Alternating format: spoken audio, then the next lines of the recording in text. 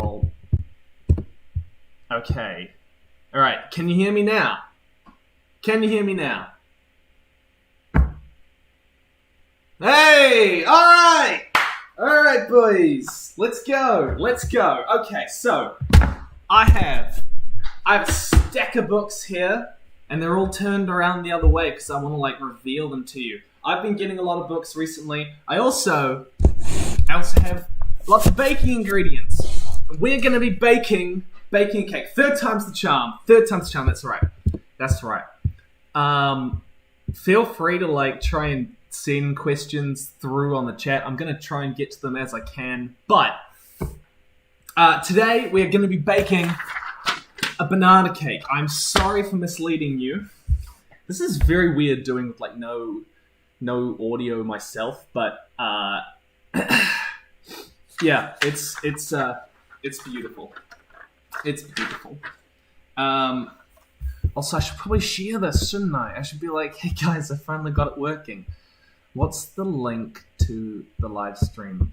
All the people that do live streams are watching me going, wow, Tim, you are 3 years into your YouTube career and very clearly not very good at your job. So here we go. That's the link. Here we go. All right, putting it out. I'm terrible at YouTube. Here's the actual link. Come be friends. Okay. Let's go.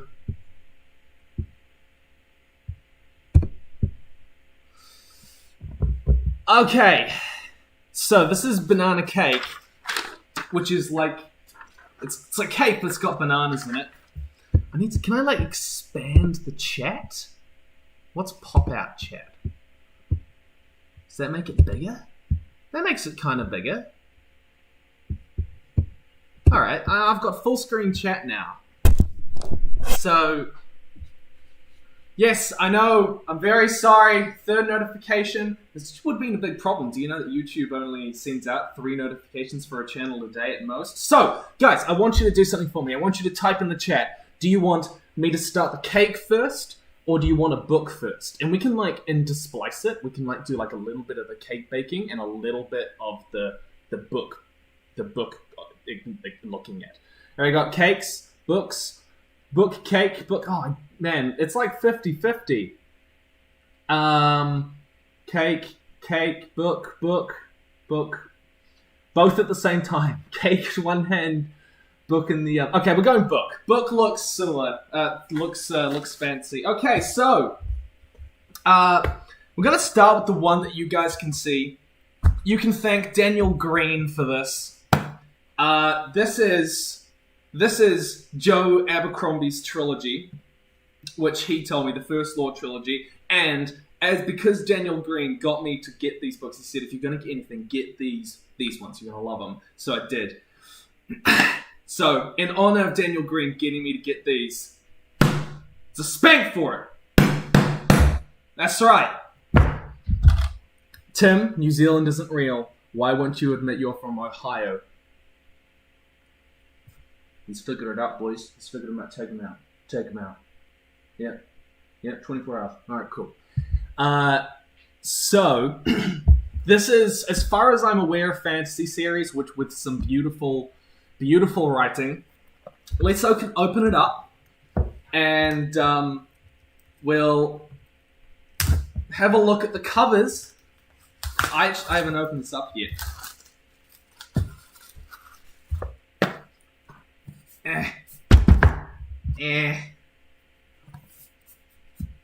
How do you get these books out?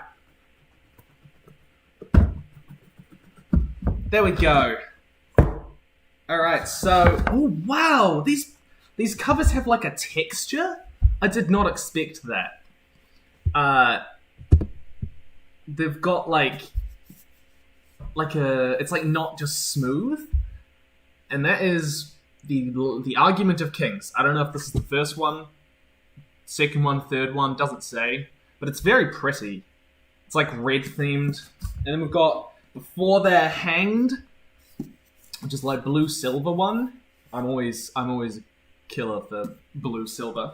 And then we have The Blade Itself. I think this is the first one. I've heard this one mentioned the most. It's like golden yellow.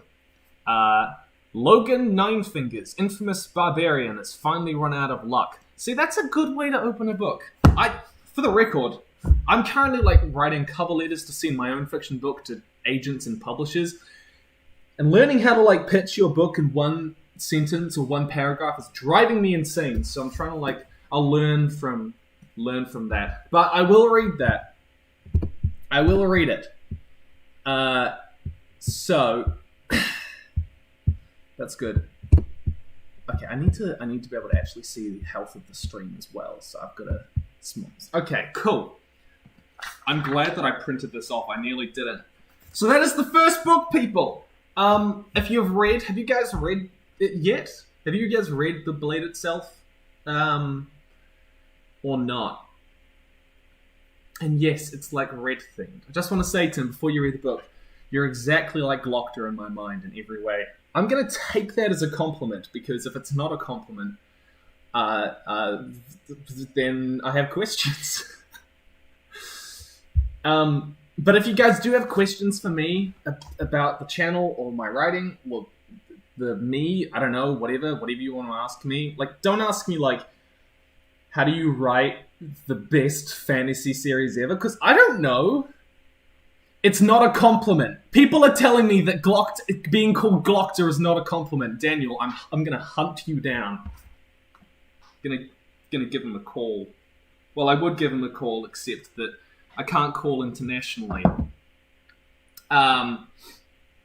Do you get royalties from audiobooks? Yes, I do. I don't know what the exact percentage is. I can't quite remember, but I did it independently through a company who is owned by a friend of mine, Larissa, or at least she's a big part of it, and she produces audiobooks. She used to be part of what you might know as the Templin Institute, and she's gone on to do audio productions and stuff like that. Why are you a YouTuber?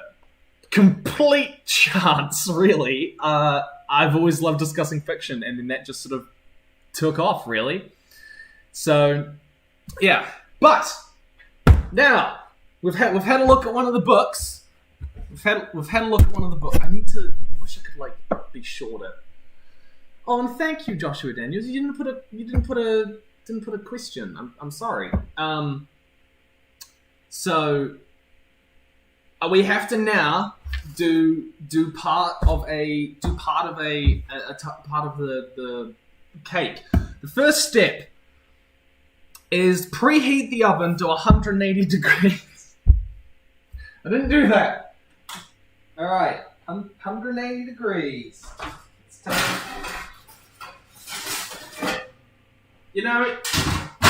don't know how streamers keep up the constant high energy. My goodness. I'm glad you got Children of Time. It's genuinely one of the best books I've ever read. Have you ever considered reading or covering manga on your channel? I think you'd really enjoy Fruits Basket. I actually do like anime and manga. I'm not opposed to it. One of my favorite series is ever, hands down, is Fullmetal Alchemist Brotherhood.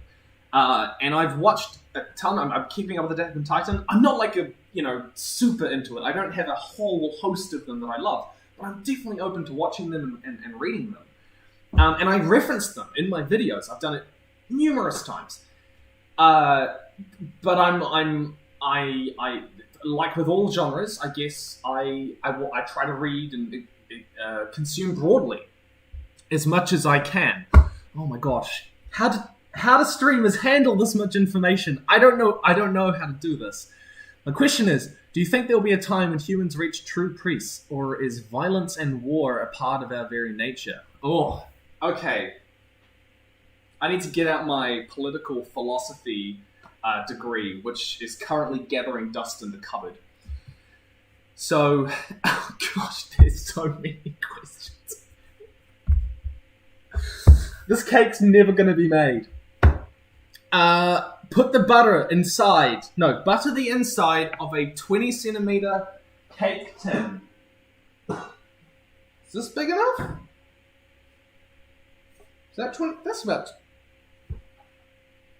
20 centimeters. Isn't it? I want a cake bigger than that, though. I will get to the questions. I can bake it in this. No, that'd be a bad idea. Okay.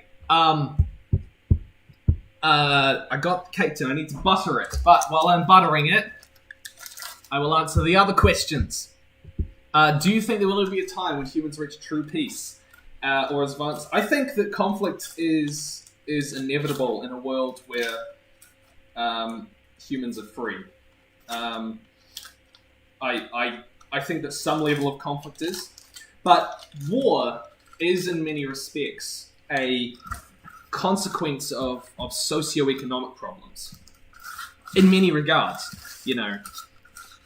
and a lot of the deeper divides in society are deeply tied to people not getting the things that they need, and so turning to more extreme measures in order to find that.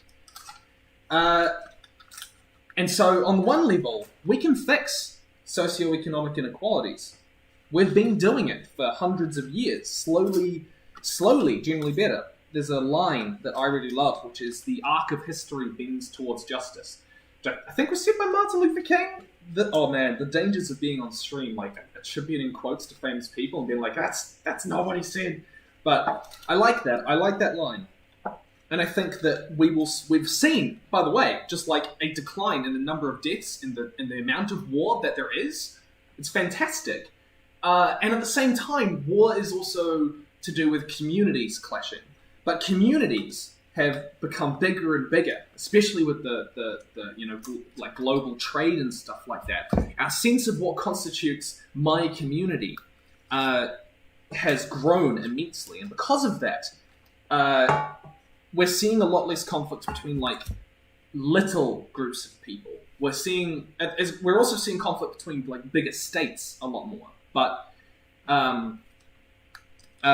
theoretically, if we get to a point where people are thinking that they're global, that we identify with a more global community, and we care about them more intimately rather than kind of like this insular little group, theoretically we could see a world where conflict is not nearly as big a part as it is. So I don't think I wouldn't want a world where there's no conflict, because I guess I see conflict as conflict is a part of humanity figuring out what they want to be, and I don't think humanity will ever quite know what we want to be. There's no definitive endpoint, but yeah, that's my thought. Have you ever read Ranger's Apprentice? I read the first book when I was really young. I can't remember when, but yeah. How do you feel about Evan Grant's debt crisis? Should investors hold? Pull assets out of the East Asian bond market. Or pull out. James.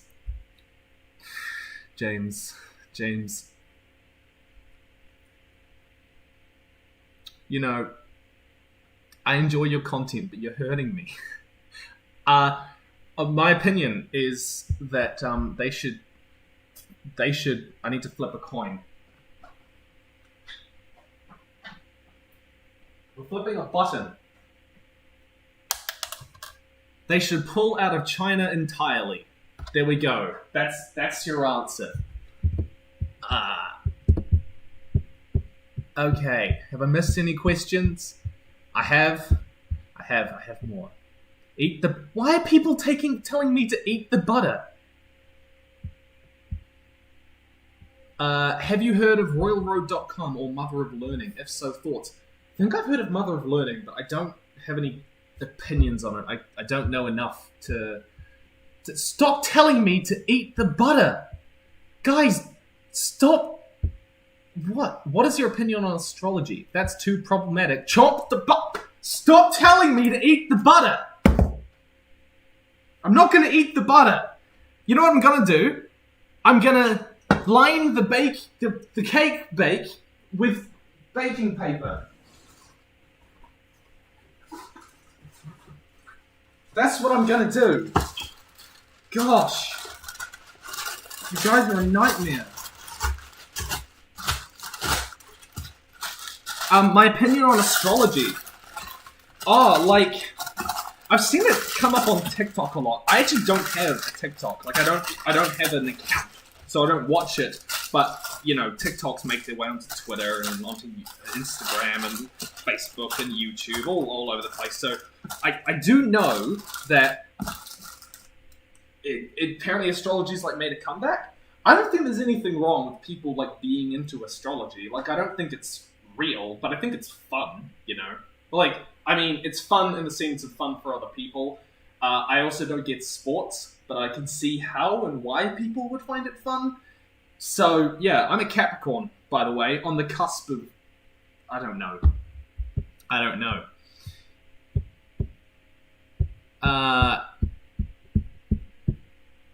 So, yeah, that's my opinion. Why did you decide to change your content from more How to Train Your Dragon-ish to more book-based and philosophical content? Alright, okay. I'll answer it. If you guys didn't know, I used to make a lot of How to Train Your Dragon content. That was a series that I liked, but if I'm being perfectly honest, I kind of stumbled into it. I liked the series, and I happened to get my start out of it. You know, I was making content for an audience of people who didn't really have anyone making How to Train Your Dragon content, and I capitalized on that, and I made more and more of it. But at the same time, I was diversifying. I realized I couldn't stay with that show, that story forever, and I wanted to do different things. I wanted to move on to Lord of the Rings and Avatar, and eventually when I found the writing and world building content, I realized I was doing something I loved. Like, not just loved in the sense of, oh, this is fun, but loved in the sense of, I think I found something meaningful. And I kept with the How to Train Your Dragon content, but my audience slowly diverged because there was a lot of overlap between writing and Avatar, Lord of the Rings, and world building, but there wasn't a huge amount of overlap between my How to Train Your Dragon audience and them. And do you guys want me to eat? I'll take a small bite of the butter if you really want. This is going to be awful, but after the final film came out with How to Train Your Dragon, after the final How to Train Your Dragon film, I decided that the series and my role in it really was done. They came out with more shows, but those shows were more aimed at a much younger audience. They definitely weren't aimed at me, and they definitely weren't aimed at my audience. At least not the audience that I was trying to cultivate. And so I decided that I was ready to move on from it. That with the final film, the story as I was interested in it was done. But yeah, it's always going to have a special place in my heart. But it's very hard you've got to prioritize which audience you want, and that was a hard decision to make. But yeah. Anyways, the people have spoken. I'm not taking a big bite.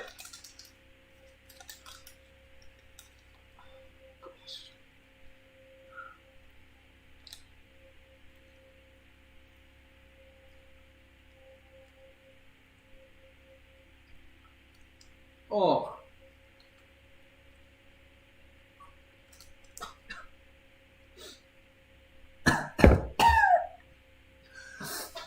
Oh, that's just...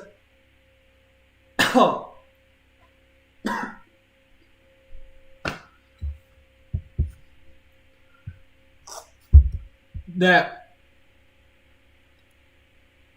That was awful. That was genuinely awful. Is that what you wanted? Is this what you wanted? Okay. But then someone told... Thank you, Michael Rutter. Tim, no matter what they tell you, do not eat the batter. It's trying to kill you. Thanks, Michael. I need water.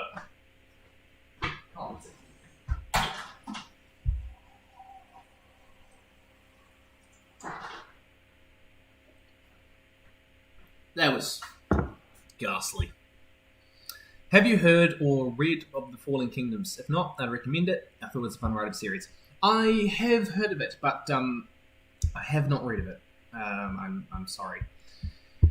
And I'm glad that you felt that was an amazing answer. A fine answer. Kia ora, Tim. Hey, you must be a New Zealander. Kia ora. Kia ora.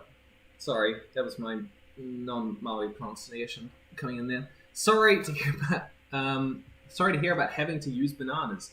Lots of... Screw you. I like banana cake. I'm sorry for contributing to the butter. Yeah, that's right. Make you all feel bad. Then, yeah. Okay. Alright, next step.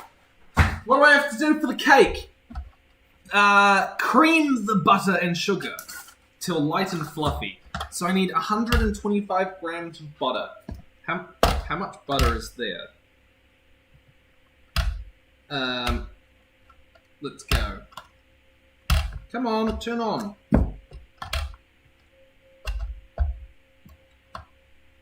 Crap. Have my scales stopped working? Nope, there we go. Okay. 125, that's 150 grams of butter. I don't quite need that much. Let's just shave that off. That's 129. There we go. That's good enough. 3/4 of a cup of white sugar. No, what am I creaming together? It is the butter and sugar.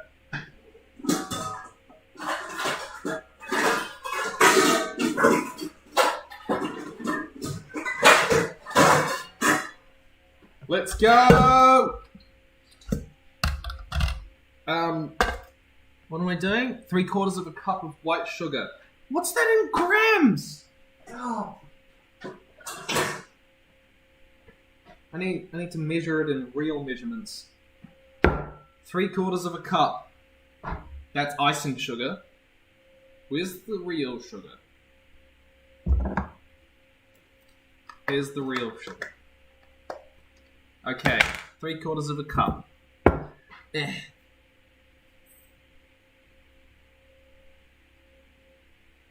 Or is it 1 cup and 3/4? No, it is 3/4 of a cup. That's 2/3. There we go. That's good enough. That's 3/4 of a cup. Or it's 2/3 of a cup at least. I don't know what creaming means, but I assume I have to. I'll have to soften the butter first. I've made this mistake before. I have to soften the butter just for a little bit. Let's do that, and then I'll check the questions. Far more reliable scale. Thank you.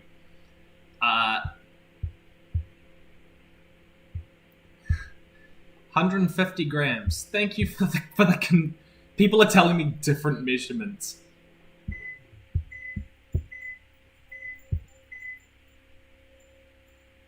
Question. Ooh. I think I am experiencing buffering.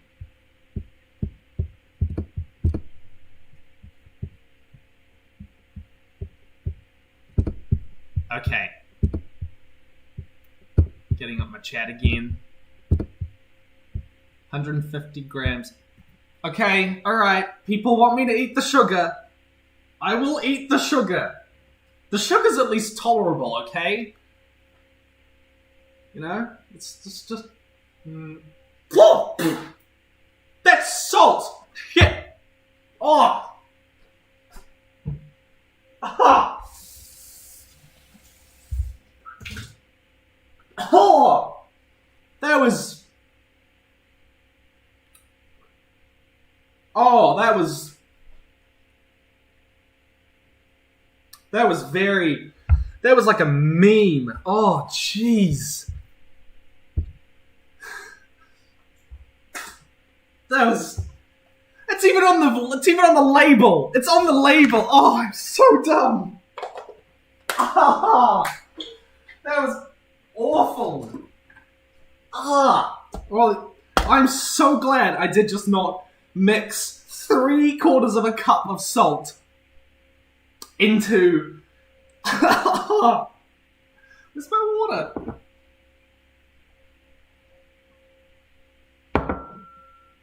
Oh, gosh. Where's the container?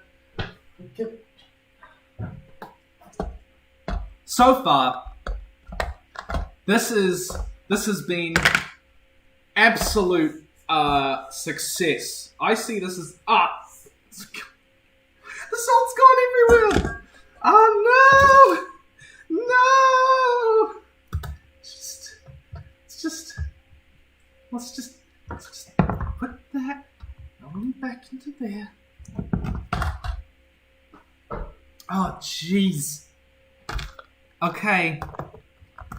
This chat is gonna kill me. Wait, there's still salt in there. Okay.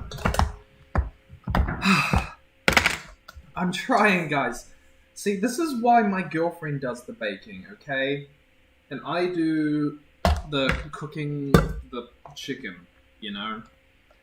This is...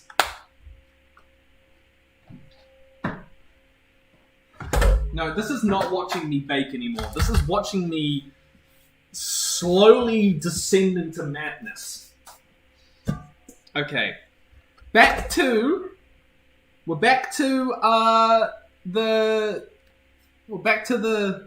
just straight sugar. Where's the sugar? Do I have sugar? Oh, there we go. White sugar. There we go.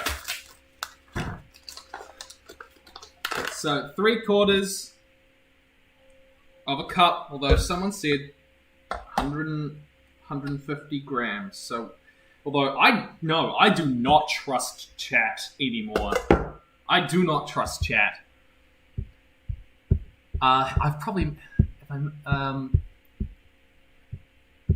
Yeah, I'm looking at all of you laughing at me. I don't need this. I don't need this meaningless hate. I'm just gonna check that this is actually sugar. It's actually funny, my fingers still had a little bit of salt on them, so I tasted it, and it tasted salty, and I was like, you're kidding me.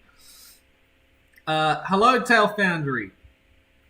Am I allowed to call you by your real name? I feel like I should be able to, because you have it publicly, but some people are funny about that.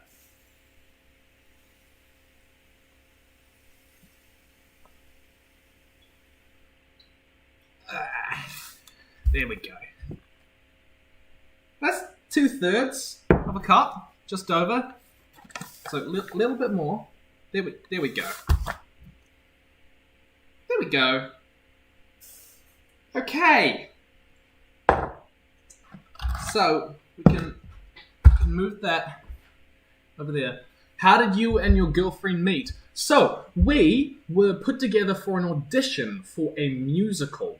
We were actually cast as a romantic couple in the audition. And we had to sing a song together, act together, blah, blah, blah. I was really into theatre, and she wasn't really. So I sort of took her under my wing in the most pretentious way you could put it. And we both got parts. We didn't get the same part, though. I got cast as Mottle in Fiddler on the Roof, and she got cast as Hoddle, who were like, there were 3 couples, and she got cast in one couple, and I got cast in the other. And that was how we met, and then we became really good friends. I was dating someone else at the time, but that relationship ended. It was a long time after. Don't draw any connections between the two of them.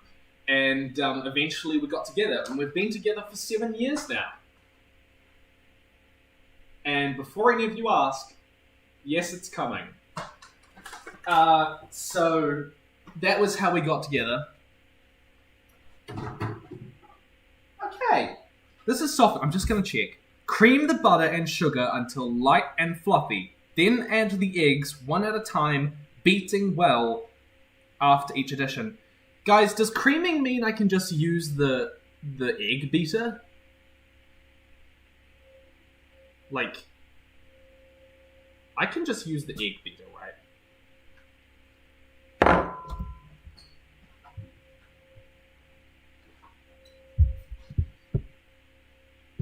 So, that's how we met.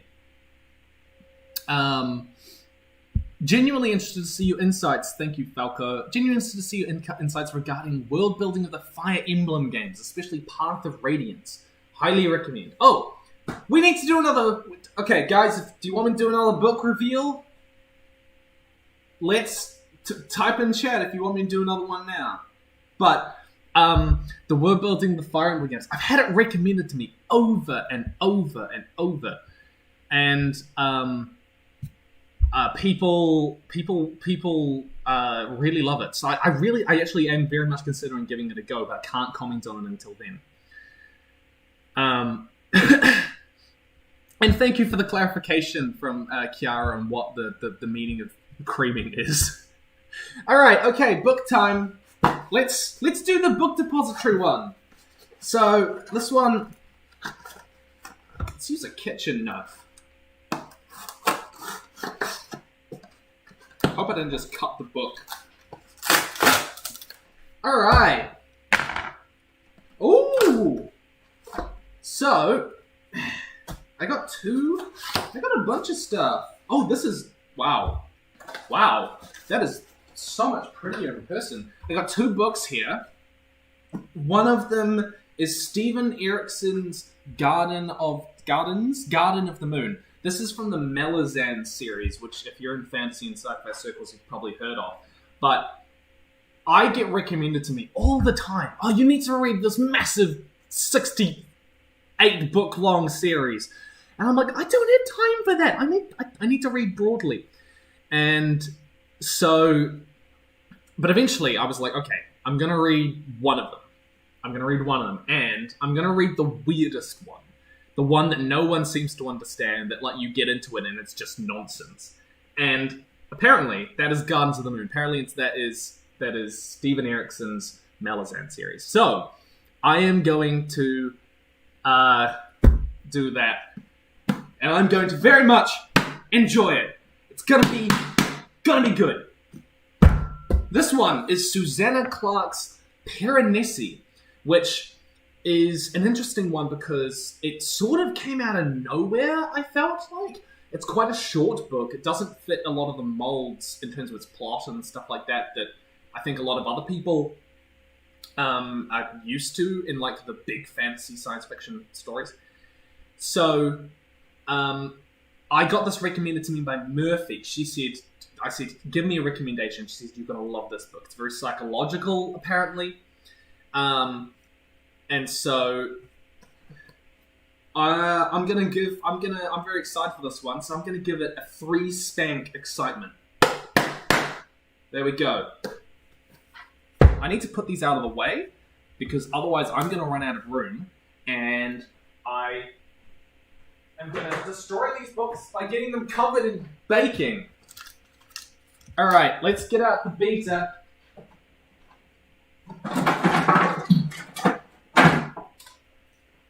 Now, got the beater.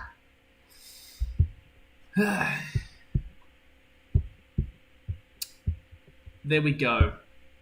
Thank you. What do you define? What do you define a power system? What do you define as a power system, magic system? I'm not sure what you're asking there, Peter Silveira. But I consider it whenever there's powers or magic. I mean, power systems, magic systems, I don't really consider that different.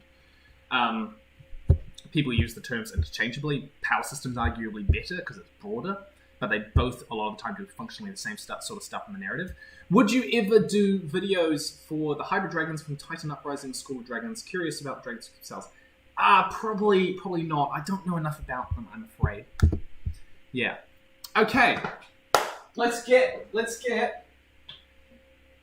Oh, I could use this. I could do it the old-fashioned way. No, that's gonna be really boring. Alright, let's plug them in and then we're gonna beat the sugar and the butter. Oh boy, we're gonna beat the sugar and the butter. Favorite color? I like purple. More specifically, I like Avatar: The Last. Wait, my brain is mixing. More specifically, I like periwinkle. Why does every New Zealand kitchen have one of those old egg beaters? Is this like common? Is this a thing every old egg these New Zealand kitchens have? I don't know. Let's go. Until light and fluffy.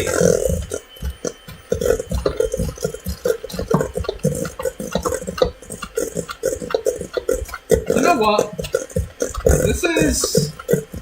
I'm just gonna add more butter. I feel like I possibly had too much sugar. So let's just add a tad more butter. Huh? Yeah. Why not? I mean, it's all... Oh, that's a bit of paper. That's a bit of paper.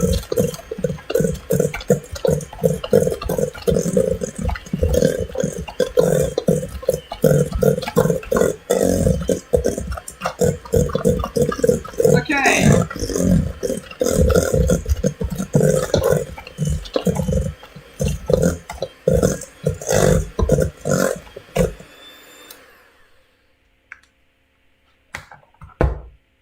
Okay, so, did I miss any questions? Let me see. Please read Goodnight Pun Pun. It's a manga you would greatly appreciate. I have not played it. Read it. What I have played is Doki Doki Literature Club. That game is interesting. Which has, you could say, mental health themes, quote unquote. What would you focus on when first planning a story? World building, plot, characters. I can answer this one. Theme. I start with theme. I find it very hard to write a story if I'm not like writing about something that I care about. Like on a thematic level. Like, what am I wanting people to engage with? Like, to feel, to think about, to ponder, to get into an existential crisis about. And so once I've figured that out, what I'll do is I will go, okay, so here's the idea. What sort of characters could give interesting perspectives or angles on that? So like my fiction book, it deals heavily in mental health and the difficult relationship between like how to help someone when they don't know how to, when they don't want to be helped, or the difficult position, it can be in when someone's really relying on you and they're mentally ill, but also you want to be there to support them. It's that sort of complicated. So I took characters and I was just like, I want people to engage with those thoughts. So I just put characters in those positions. And then with like short stories, I'll typically start with kind of like an idea, like a cool concept. But that's short stories. It's slightly different. So next thing I need to do is add the eggs one at a time. How many eggs? 2 eggs. 2 eggs. Oh, you know what I'm gonna do? Gosh, I really hope this works. All right, come on. Let's.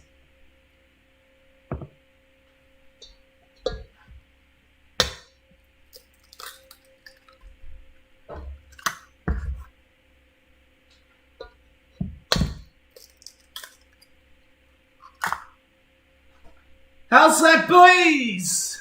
Yeah.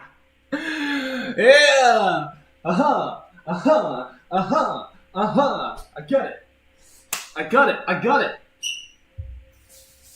I do not have many kitchen skills, but that is the one I have. You guys be impressed. What have I must have missed something. Have you heard of A Psalm of the Wild built by Becky Chambers? I haven't. It's not a name I've heard of. It's a short novel that connects to your abandoned places video quite a bit, in your opinion. I'll have a look into it. It's a very interesting title. I don't even know what you make of that, but A Psalm for the Wild built. Interesting. What, if any, opinion do you have on the House of Lees or its origin? I assume that you're asking about like the in the meta of it, like in the story itself, like where does it come from? I am not smart enough to compute all of the details and clues that the book lays for that sort of thing. I suspect it is something along the lines of like, you know, an inherent part of the architecture of the universe, either that or an expression of humanity's deeper labyrinthian complexities, manifested in a very psycho-emotional, architectural way. You know, I don't know. This is not a fridge. This is a pantry. Okay. Oh, I didn't beat them in one by one. Apparently you've... it says beat them in one at a time. I have failed!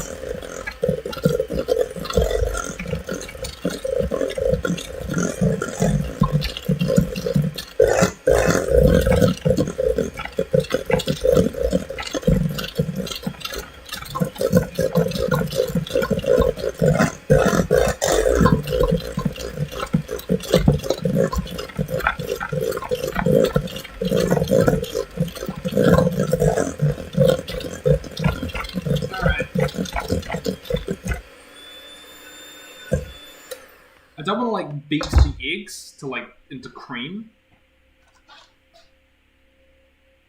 You don't beat eggs into cream. You beat butter into, you beat milk into cream. And smoked.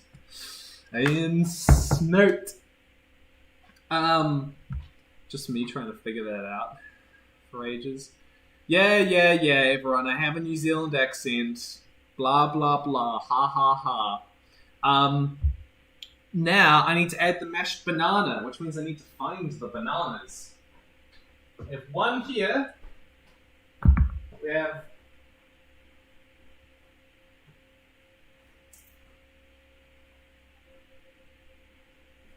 one here, and one here.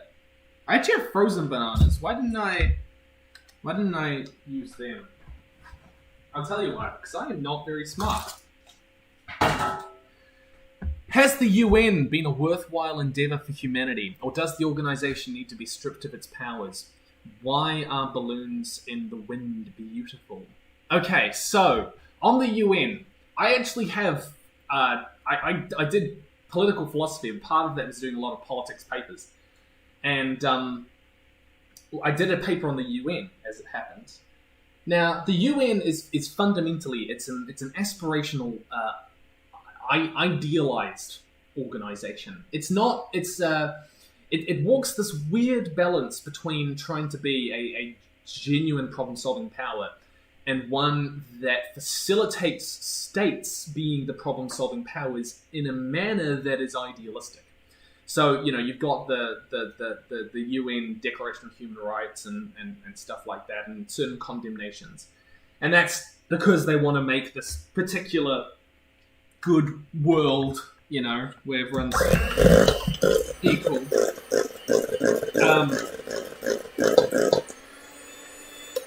But fundamentally, the UN doesn't really have any power. At least it doesn't have power in the way that it's only powerful insofar as basically the nation states that make up the bedrock of the UN kind of throw their weight behind it under sort of that agreed collective agreement to do stuff.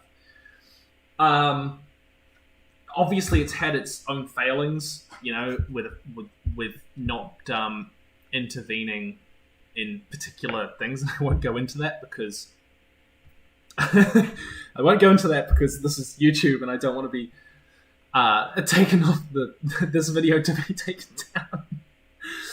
down.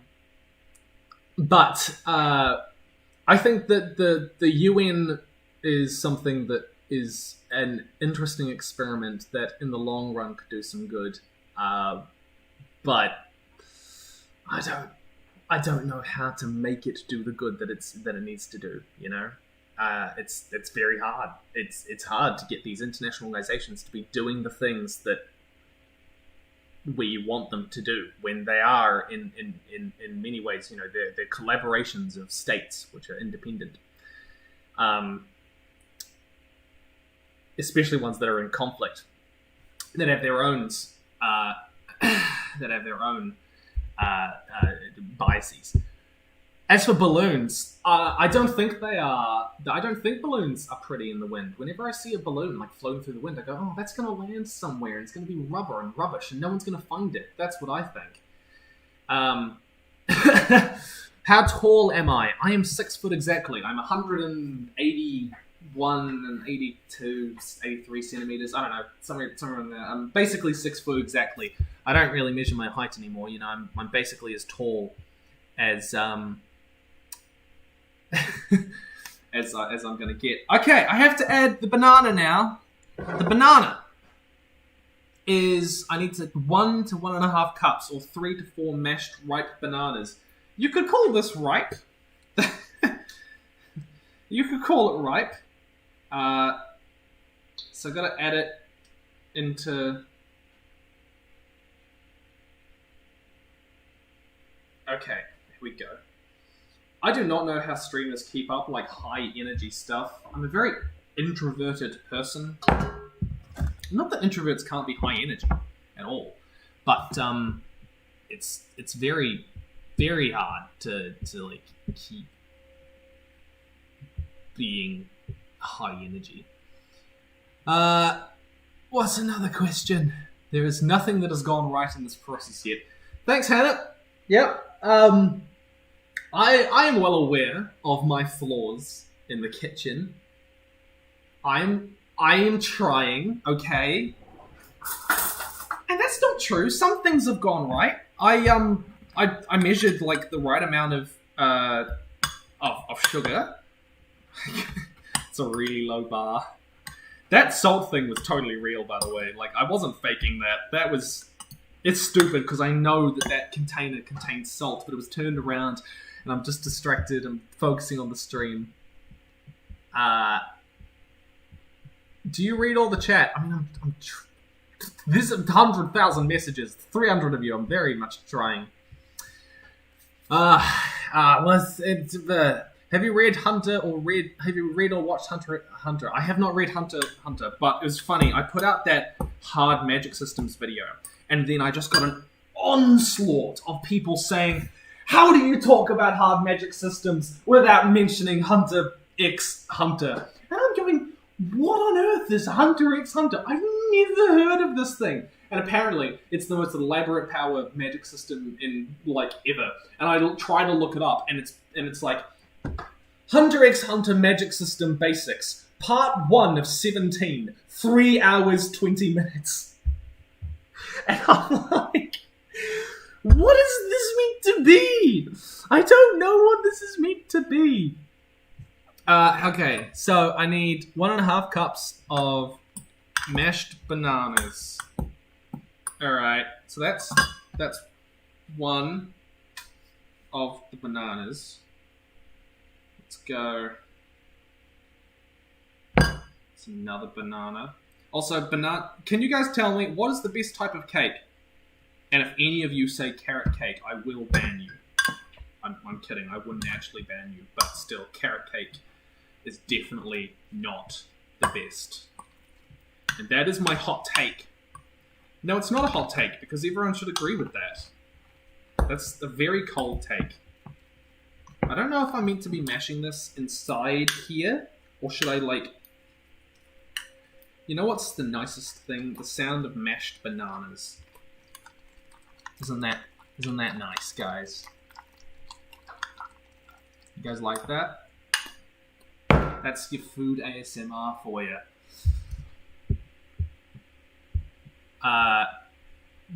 This is a baking stream. Don't bring in excess politics. I'm sorry. I mean, I was just answering a question about the UN. Okay, no more politics, guys. No more politics.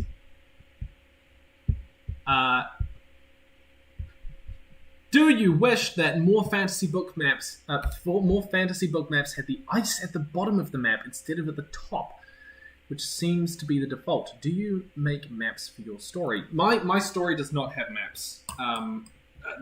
It is not something I've ever actively thought about, but I mean, I guess you are right that technically speaking, you know, everyone sort of seems to put the ice at the top, especially since it's mostly European and American. They assume that, you know, it's just the Arctic. When, by the way, the Antarctica is a much more fascinating place than the Arctic. Like, for one, it's a continent. It's an actual landmass. And penguins, which are so damn cool. Did you know New Zealand has penguins? You can go to the beach and see penguins here. They're called yellow-eyed penguins. Look them up. They're real cute. And they're real friendly as well. They're like a New Zealand native bird, I'm pretty sure. I'm not 100% certain on that. 1 to 1.5 cups. Let's make this a super... I mean, that's definitely not... It's still only 2. But... Let's just get rid of the knob. So, that's that question. I wish there was an easier way to keep track of it. Have you ever consumed One Piece content? If not, would you have considered it? I have consumed, like, Daniel's videos on One Piece and some other ones, like Murphy's. But I would definitely consider it. Probably not as, like, a series that I'm going to keep up with, though. Did you read Station 11? What are your thoughts? No, I did not. Look, I know the banana's a little bit green, but what am I meant to do? I've only got these bananas. I do have frozen bananas, but I can't defrost them in the space of this. Do you read literary theory? Do you plan to read literary theory or re-respond to Kane Skittles? By the way, what mall do you often habituate? That's a weird question. The last one, I mean, the mall one. I don't really go to malls very much. Do I read literary theory? I do read literary theory. Partly as an interest, like not consistently, but I do definitely read it. My understanding of it a lot of the time is, of course, constantly evolving. Will you re-respond to Kane Skittles? No, I won't. I actually haven't watched the video yet. He talked with me briefly about it. He sent me a message. He's like, hey, I'm just going to respond because I sent him a message and talked through some of the ideas that he was going to bring up and stuff like that. But, no, I'm not going to respond to it. There are different ways that I could talk about, you know, Amon and the discussion around that. But I think the discussion for me is done. There's more I could say, but it's not stuff that I feel like I want to say. Love and appreciate you, Joshua Daniels. Bye. Oh, thank you. That's very kind. Would you want the creators of Avatar: The Last Airbender to create new Avatar or continue with the stories that they've made? I don't really know. I'm interested to see what we're gonna see of the Avatar world in the future. I'm definitely on board with a new Avatar series in the long run. I think Avatar has this fantastic opportunity to be kind of like, you know, Doctor Who in a way. You've got the same character coming back every time, technically the same character, but with a new face, a new character. It's such a great opportunity. And we might see the new series, I don't know, 5 years from now. Or 10 years from now. But I'm not really I'm not really super into it. I'm sorry, I'm not like really needing it right now. I'm really happy with the books that they're putting out. I'm interested to, you know, there's a lot of like just little bits of content. which I think are pretty cool. And of course, we've got the new shows coming, which we basically have no information about, but I'll be definitely watching that to see it. How do you not talk politics when it's such a massive part of every bit of world building? Well, I mean, there is politics, but there's talking modern politics, and there's talking about politics, in the abstract in many sense. You can talk about how empires work and the politics around that, and the courts of kings, and how democracy came to be, and how the 1917 revolution happened, without commenting on modern politics, really. Yeah.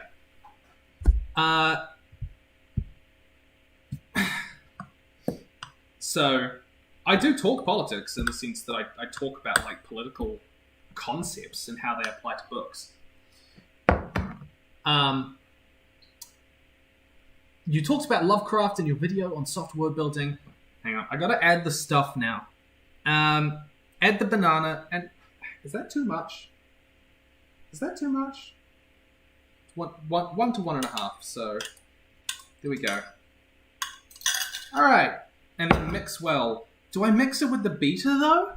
Guys, I need you to vote. Add the mashed banana and mix well. Do I mix with the beater, or do I mix with the spatula or a fork? Type in the chat. Beater, fork, or spatula?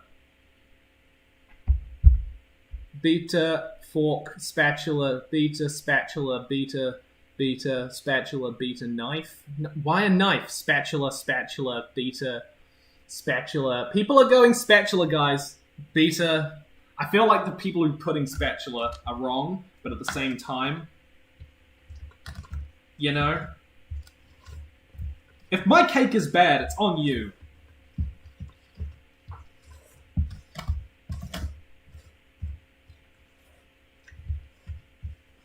I gotta actually. The chunks of banana are too big. I am gonna have to use the beater, guys. I'm very sorry to betray your trust like this, but I will. And then, if you guys want, we'll do another book, shall we? We can do another book.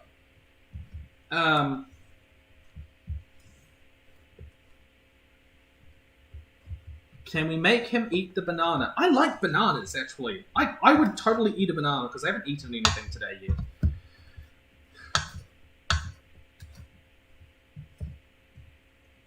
Okay, I have to use the beater, guys, because otherwise I'm gonna have huge, thick chunks of banana. Which is not what I want.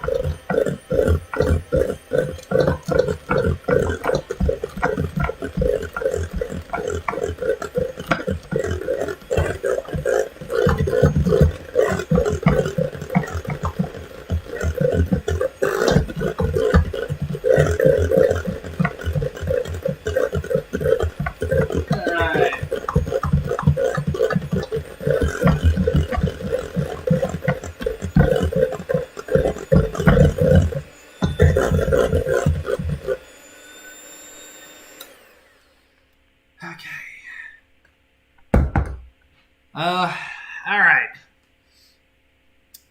Can you shave your beard? No! I like my beard. And I think most other people do. The response to the beard has actually been very positive. I've been very happy with that. I didn't think it would suit me. But, honestly, my girlfriend was, really, apprehensive about it. But, she likes it now. She thinks it looks good. So, I'm pretty happy with that. Yeah, hashtag Team Beard, guys. Hashtag Team Beard. Get on the hashtag. Oh, you want a puppy? I'll give you. Hey, Willow, come here. Come here, baby. Ooh. Puppy. Look at the papa. Hi. Let's go. Let's go. Get me the views, If you love the puppy, press like on the video. Haha, or share it. Yeah, that's right. Like and subscribe. This is a cute little baby. She's about 7 months old now. Her name is Willow, and she is my baby. Yeah, what's that? And then I'll go get the kitty as well. And she is a Shoodle, which is a Shih Tzu and a Poodle. Look, I'm not the dog person. My girlfriend is. We got her.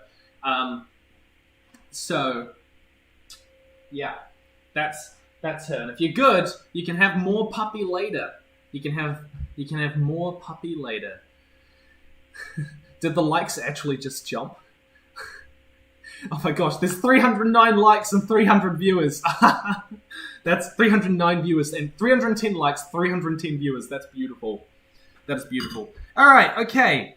Add the mashed banana and mix well. Is that mixed well? I think it's mixed well.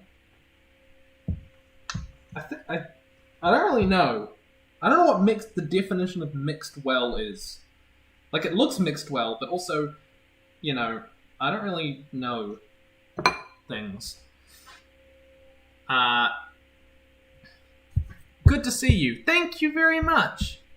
Thank you. Did I miss any questions? I did, sorry. Just gonna make sure I didn't miss, like, way back. It is, by the way, people are asking, it's 11 o'clock in New Zealand in the morning. Tips on writing a coup. What should I pay attention to if my protagonist is a villain? Tips on writing a coup. I'm sorry, I don't have the brain. Like, when I give writing advice, you know, I take time to read things and study books and then bring together that information. It's a bit hard to just sort of take good advice out of the ether. But on writing a coup, as always, my advice is always look at coups from the past. They're often, if you want to be realistic, that is, you know, like, people love, you know, really cool coups where it's all very smart and politicky and stuff like that. But a lot of the time, the coups are just like the military going, hey, you know what would be cool? What? What if we were in charge? Damn, good idea. Let's go. Let's get in the tank. And then they just drive in the tank. And then I don't know. But any thoughts on Hadestown as a concept, soundtrack, production? I think it's great. I love how it lures you into thinking that obviously she's going to be fine. And then she's not. Because obviously, because it's that story. Okay. Good to see you from Earthia Earlitharial. I love the name. Good to see you. Thank you very much. Hannah, tell me your fave. Writing music genres, writing channels, writing tools, and time of day for writing. My brain was going, tell me your fave, like picking between each of those.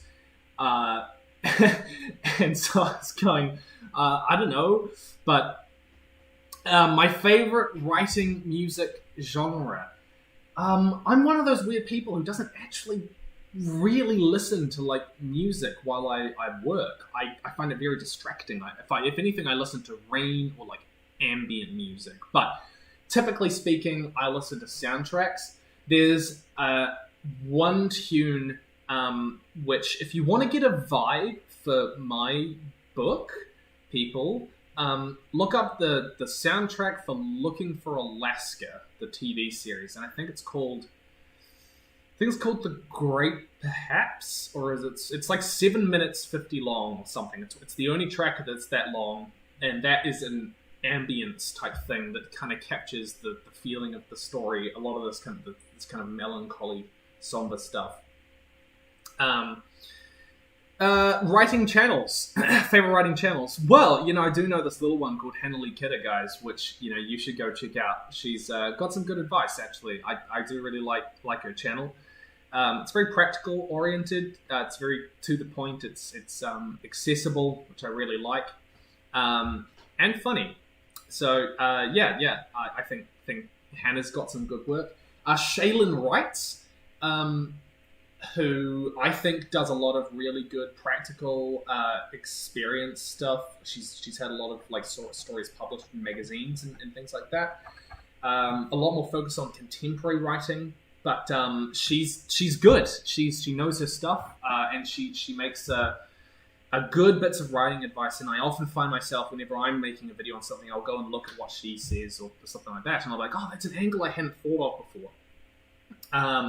Because typically with my videos, I try to look at like, okay, what has everyone else already said on this, and what can I add that hasn't been said? Because I don't just want to like regurgitate stuff. Yeah, so her. Those would be the two that I think I really like. Obviously I like my Red and Blue OSP, like they do great trope talks. But I think when it comes to writing advice, people often looking for like slightly different style of content. The trope talks are a lot of fun. Favorite writing tools. Now I don't know if you mean by what you mean by tools exactly. Like do you mean like programs that people write on, like Scrivener and stuff like that? Because I don't use any of those. I just write in Word. My favorite writing tools, but in terms of like techniques, I love literary symmetry. I love moments later in the story that reflect earlier in the story. I think that's really fun. I love noticing those moments, and I think it's a great way to just like signal to the reader kind of like changes across the story, character growth, how people are treating themes and stuff like that. I really like a specific technique. I really like when I read it in books. It's always very visceral for me. Is when people use the senses, hearing, sight, smell, taste, but it tastes or smells or sounds like an abstract feeling. It sounded like solitude, because to me, if someone says, the forest sounded like solitude, that does a few things to me, because it recalls like what it feels like to be alone in a forest, and at the same time it removes kind of like the weird bridge between like trying to get people to experience what you're trying to experience by just describing random things like the sound of the birds, how sparse the trees are, or whatever. And so I love it when people attach like these abstract ideas to them. Because it's so clear. It's so clear in a very clever way. And the time of day for writing. I'm typically very bad at like 12 till 3, and I'm good from like 9 till 12 and 3 till 5, and then from like 8 till midnight. Yeah, those are me. There we go. Okay, I need to do the next thing, guys. I need to do the next thing, or this cake's never going to be done. Stir in the baking soda. Stir in the bake into hot milk. Why is there hot milk? And add to creamed mixture. Okay. Stir the baking into hot milk. I guess I can put it in here. Can't I? How much hot milk? 2 tablespoons of Meadow Fresh milk. And I'm sorry to disappoint everyone, because I am using green top milk, which in the US is like the opposite of red top milk, which is your like red top in New Zealand means full cream, and red top in the US means lots of cream. I can't remember. I read it once for a book. This is 1 tablespoon, and I need 2 tablespoons of hot milk. Oh, I need to heat this up.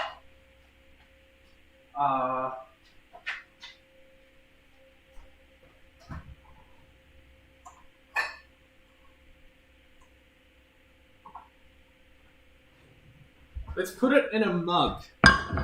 Let's put it in a mug. That was a good question, Hannah. I found that fun. 2 tablespoons. Okay. So I need to heat that up to start with.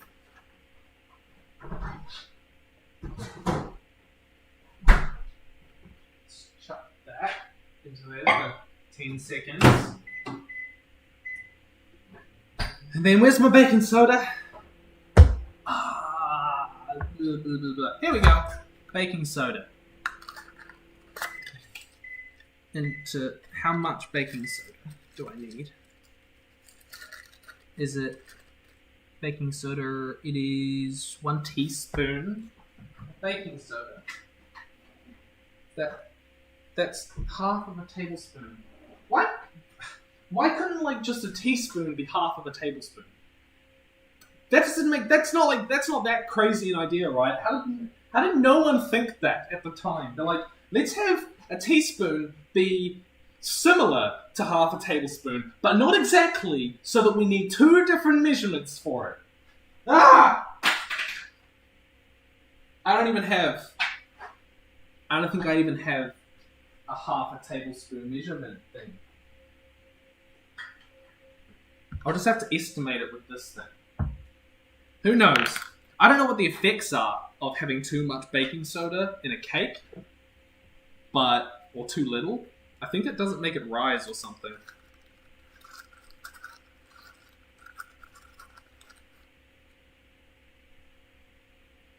Okay, let's have a look-see. Is it warm? How do I know if it's warm? That's definitely not warm. 10 more seconds. Also, can I just say, this has been immensely fun. I would love to do this again. Oh, I missed a question there. Whoops. Thanks for making this channel. It's been so useful as a hobby writer. Do you have any advice on plotting short stories? I have many ideas but few plots. So I'm an inexperienced short story writer. I have been reading a lot of them and writing some of my own this year, but I've been trying to learn as much as I can. Again, I would probably refer you to those channels that I mentioned before, because they do a lot more short story writing than I do. So that's Hannah Lee Kidder and Shaylin Wrights. And they know a lot more of that sort of thing. But in my experience, for plotting out short stories, the main thing that I guess I've sort of run into is don't try and pack too much into it. Don't think of it as like something that's packed full of. I found that I when I was sort of starting out, I tried to pack just like a kind of like a full story structure into it. And when I started thinking about it as like, oh, you can just sort of do part of a story or something. No, I'm explaining this really badly.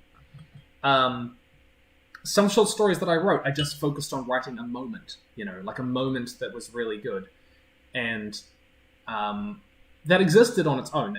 That worked on its own, but that didn't have like the framing that I'm used to.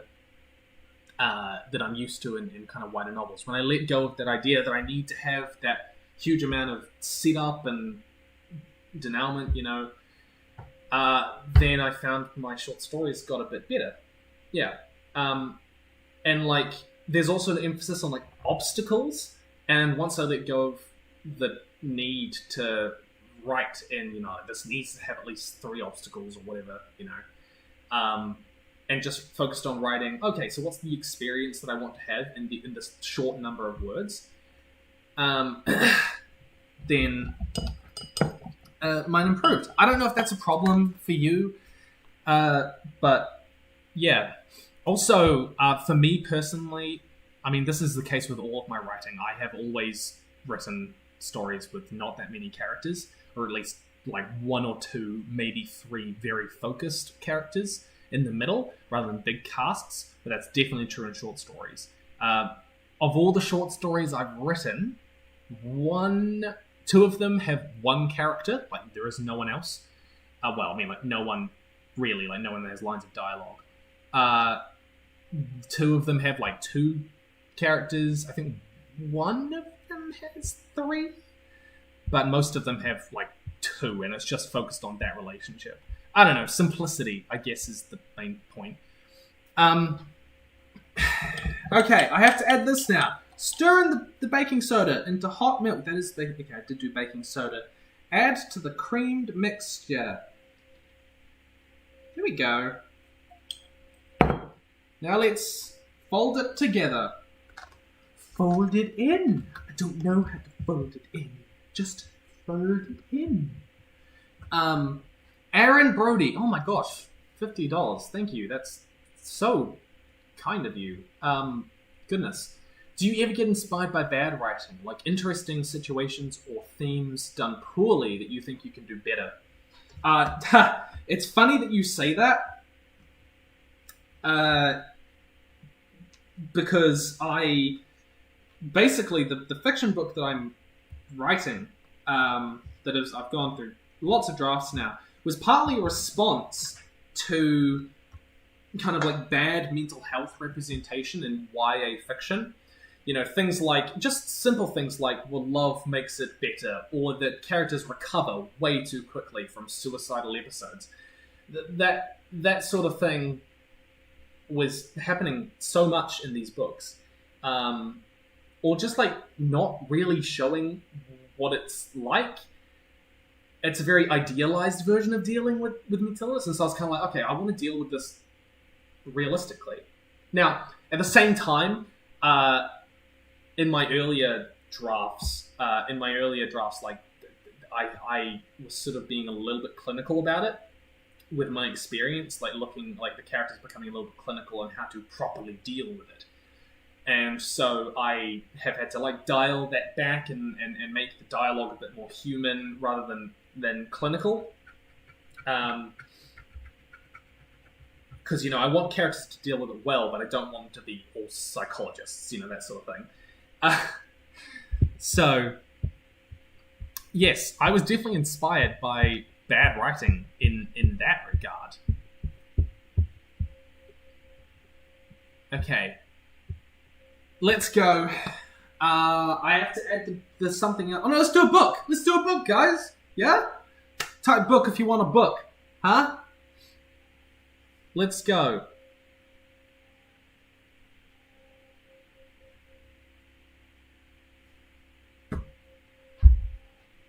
Let's go.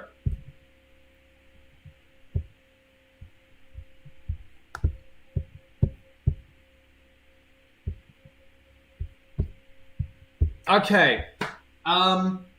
Let's go with... Okay, I'll show you a couple. Number one, this book arrived the other day. It's Ian M. Banks, The Player of Games. Now, I've actually already read one book of his. He is a very famous science fiction writer. He's no longer around, unfortunately, but he really did rocket to fame. But he's a little bit of an unknown for many people. He's a little bit of someone who's existed in the background, especially because his stories are not big and bombastic. They're based in this universe called the Culture, basically, which is a post-scarcity society where everything's great, and everyone's got everything they could possibly need. And these stories are, for the most part, about the exceptions to those. So, for example, The Player of Games, I'm halfway through it now, is about a guy who loves playing games. Like, we're talking every kind of game you could imagine in the world, and he's fantastic at them. He's the best in the damn world. All right, guys, I will give you the spank of my excitement. I'll give you the measurement of my excitement with this book once I'm finished telling you about it. And he's so damn good at all these games, except in a post-scarcity society, there's no risk. There's nothing you can lose. He can't bet anything. He can't lose anything when he loses games. It's not exciting for him anymore. So he goes to this planet, which is like, if you lose a game, you might lose a limb. You might lose a finger. And that becomes exciting. So the civilization says, hey, the culture says, hey, you can leave the culture and go to this place. But this is what you're going to be up against. So let's go. Okay, I measure so far 3 spanks for this book. So ready? Hell yeah! Let's go. Okay, so that's another one. The next one, we'll go another Ian M. Banks one because that sort of fits the thing. This is Use of Weapons, which is apparently one of his other ones. I don't know anything about this book at all. So, but it looks like it's got a nice cover. Ian M. Banks is not known for his beautiful covers. At least in my opinion, I think they're kind of boring. I feel like he has these amazing concepts, but they're just not particularly... I mean, look at the cover for the Player of Games. It's just like a shadowy guy on a staircase. It doesn't tell me anything, really. I don't know. And this one's nice, though. Like, those purples are lovely. And then it's got like a warship. Yeah. So, okay, that is that. Need to go. Let's get a sieve. We got a sieve, boys. Okay. Now what? Then sift in the dry ingredients. Sift the dry ingredients together and fold. Oh my gosh, I do actually have to fold through the cream mixture. Can I just sift the dry ingredients into the wet one? No. Fine, I'll sift them together. Before all of you yell at me for, like, not following the recipe. Okay. So how much do I need? 2 cups of standard flour. Alright. 2 cups of standard flour. I should probably... I'll use a different...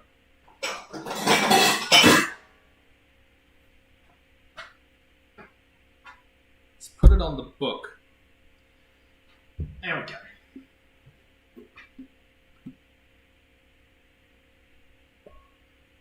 There we go. How much gore is excessive? Does it vary from genre to genre? I mean, excessive is usually used in the context of it. There's no point to it. So, like, people watch the latest Saw films, and they're like, "This is just excessive gore for the sake of gore." Like, there's no meaning to why these characters are suffering in these gruesome ways. And you could argue, well, the gore is the point, you know, because people go to watch Saw films for the gore. I personally just, I'm not. It doesn't appeal to me.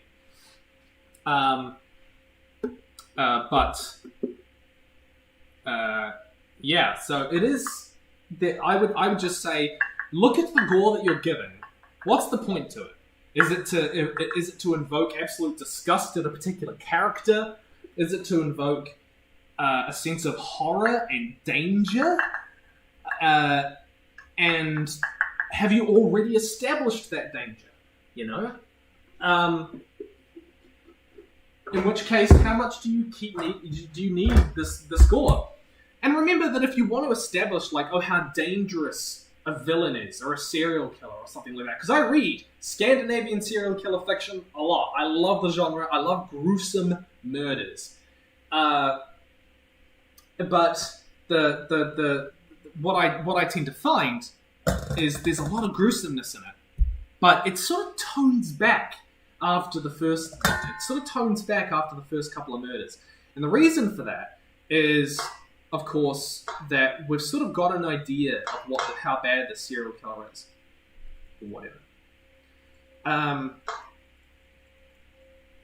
But also, if you're wanting to, I just sifted the flour into the bowl and then tipped the rest into the.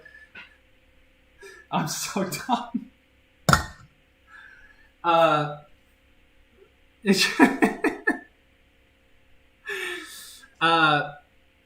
If you want to establish, like, how bad, like, how cruel and awful someone is, oftentimes, like, lack of detail helps, you know? Stephen King says the true horror comes from the moment before the person opens the door, not what's behind it. And I think that's really true, you know?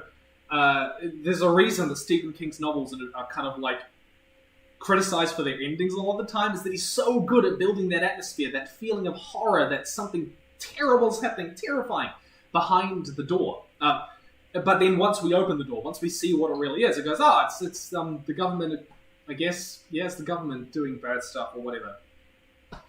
So, take a shot every time Tim makes a mistake or gets pressured into eating something. Alright, guys.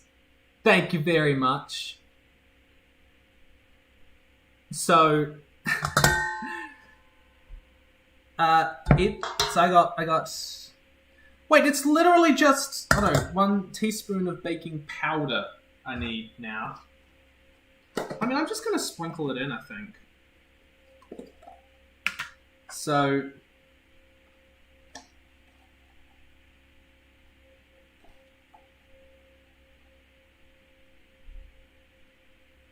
I have no idea if that's the right amount, but that's what we're going with. Also, take all of the advice that I'm giving, like, on the fly with a lot of salt. You know, about as much salt as I nearly had in my cake. Because I'm not, like, thinking through this all super thoroughly. There are going to be exceptions and whatever. These are just thoughts that are just bouncing off my brain. So, yeah. I don't know. I don't really like it when people use gruesomeness to establish how terrible and horrible and evil someone is, because it feels like such a... I don't know. It feels like such a hollow way to do it, you know? You only get to do it once, really. It's, like, not that I oppose... I guess I'm sounding like I oppose gruesomeness in stories, and I don't. I really don't. I really don't. You know he's a real baker when he doesn't use measuring tools. That is true. I am a real baker. I bake all of the things. Let's go sift and then fold through the cream mixture. I don't know how to fold things. Let's, like, I'll add in a little bit. I'm going to add in a little bit because I feel like everyone always adds in a little bit before they add more. So I'm just going to... Here we go. Folding it in. Just fold it in, David.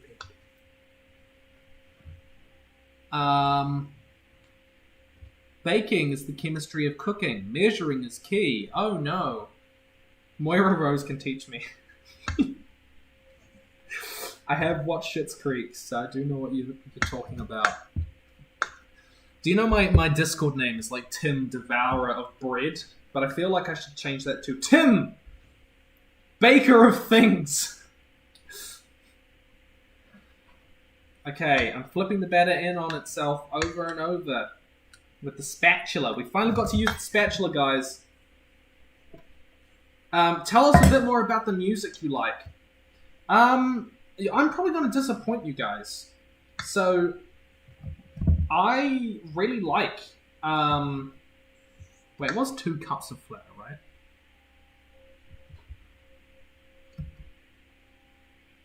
Okay, I got that right. I was very nearly worried there for a second. I'm not sure this is all going to fit inside... I'm not sure if this is all going to fit inside my cake tray. But I mean, I guess it will just overflow. That's fine. Music that I like. I have... Amongst my friends, I am known for having notoriously bad taste. My favorite band is Churches, spelled Chvrches. I really like their song Forever. Oh, hang on! No! I do love them, but I want you guys to go and listen to a song called Ocean Avenue by Quiet Houses. And the reason I say that is because they're a tiny little band that I just completely chanced upon. And they have like 50 subscribers, and their songs have like 200, 300 hits. And I just liked the song. And they're like 2 people who just like in music. I don't think they're like signed to a band or anything. But I want to give them a shout out because I think I really like their music, and I'm like, hey, you guys could go listen to it. So go listen to Ocean Avenue by Quiet Houses at some point. I don't know if you guys like that music, but it'd be nice if you went and gave them a listen. They are on YouTube, but I think they are also on like Spotify or DistroKid or something. I don't know the difference between those, really. Generally, though, I like trashy indie music. I like music that sounds like autumn. That's what I like. And it's typically contemporary stuff. It's yeah. I don't know. I'm not very interesting. I do specific songs. I do like Rylander's Last Stand.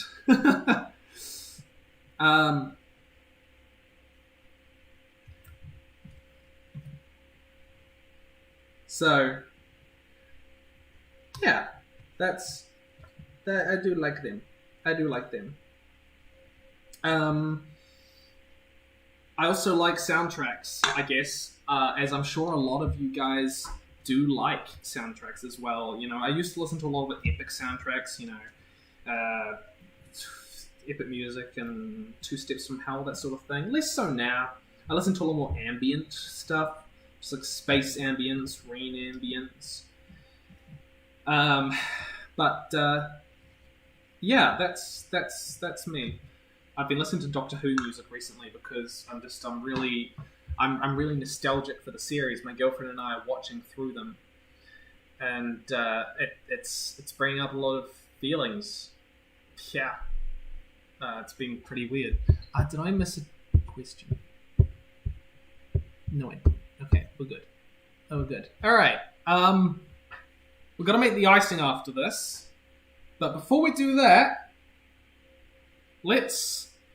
No. Once I've put the stuff in there. Alright, I have folded it together. Scoop the mixture into the prepared tin. Level the top and bake for 50 minutes. Question. Do you think this will fit in there? Do you think... I don't know. Should I try? Do I even have a bigger cake tin? Oh, I do! Well, I've got the whole of a cake tin. I don't know where the rest of it is. There we go. This is probably a wiser thing to put it in, right? Like, it's because it's gonna rise. And that's gonna be to the brim. No, guys. No. You are... That is not a good idea. Okay, guys, I need you to vote. Do I put it in the small pan or the big pan? Why am I calling it a pan? Small cake tin or big cake tin? Type small or big. That's what people. Okay, we're going big, small, big, small, big, small, big, small, big, big, big, big. Yeah, okay, guys, bigs have it. The bigs have it. Victory for the bigs. Alright, so I'm gonna butter this one now. Oh, am I out of butter? Am I out of butter? I don't know. Also, I would like to reward you with some more puppy.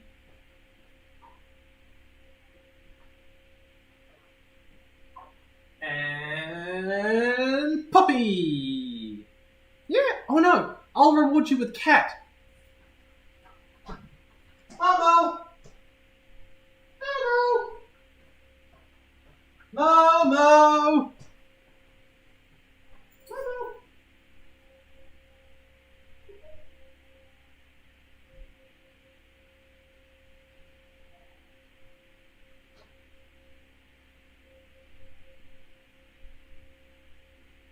You've got to earn your rent.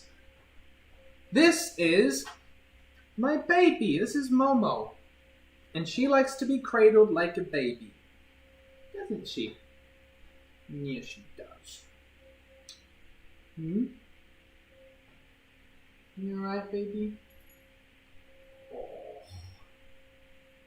I love her so much. As always, press like if you love Momo. These two have a somewhat tense relationship. Yeah. Alright, will I put you down?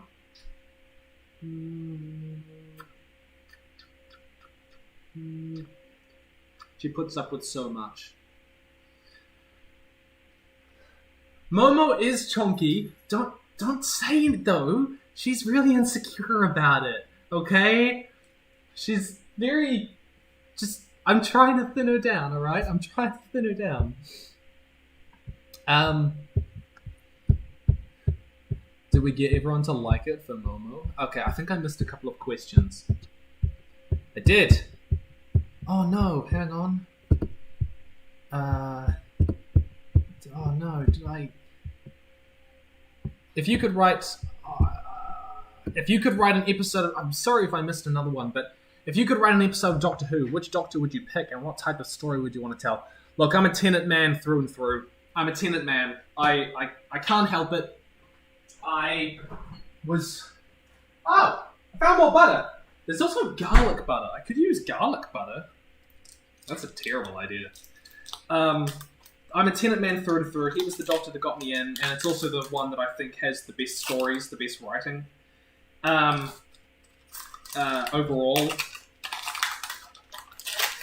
So, I would write... And what type of story would you want to tell? I would want to tell Waters of Mars, basically.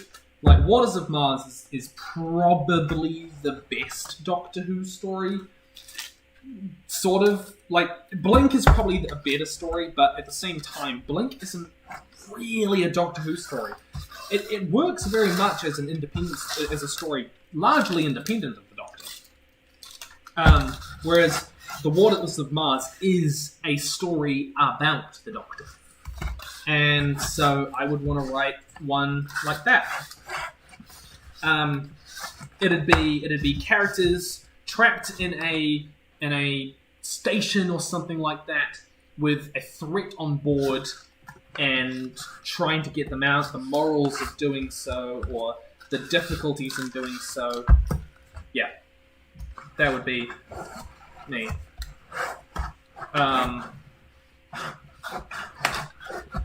Okay. That's buttered up.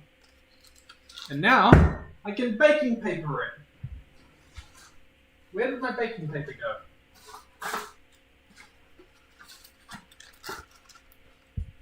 Okay.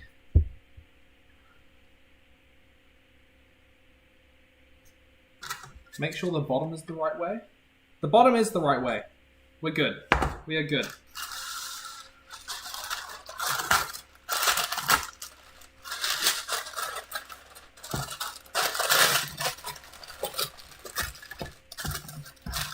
Oh no, I didn't.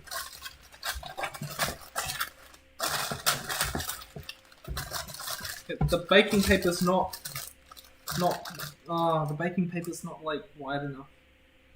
This is not good. It'll be okay though. Or I can just like tear off some baking paper and stick that on the side. There we go. That's good enough. Okay. Now we can pour the mixture in. Oh.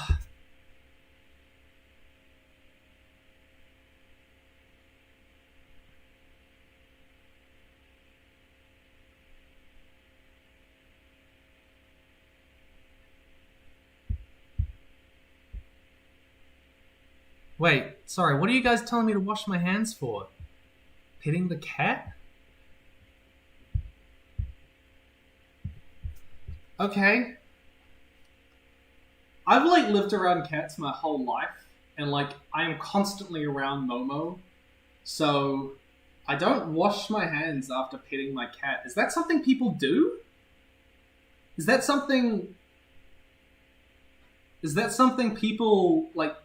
Am I being disgusting? This is not something I've heard of. But I will wash my hands if it makes chat happy. Because apparently that's all my life is now. Making chat happy. There we go. Let me just dry my hands.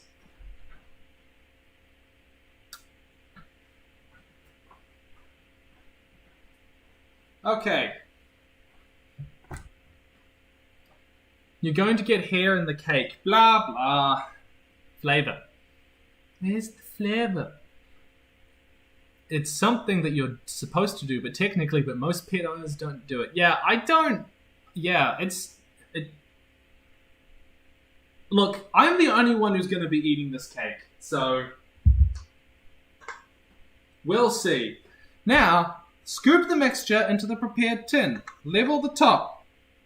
Oh, do I want to add? No, I'll add the almonds to the icing. Otherwise, they'll be... Guys, do we want almonds in the cake or in the icing? Type cake or icing, and then we'll decide.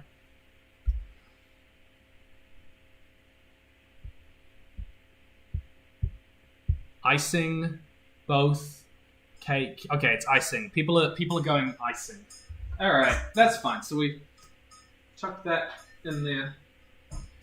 Okay, let's just go in. Look at the fruits of our labor, people. Look at what it costs to get here.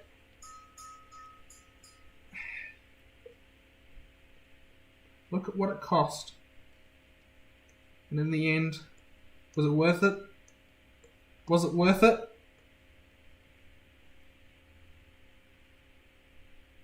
Okay.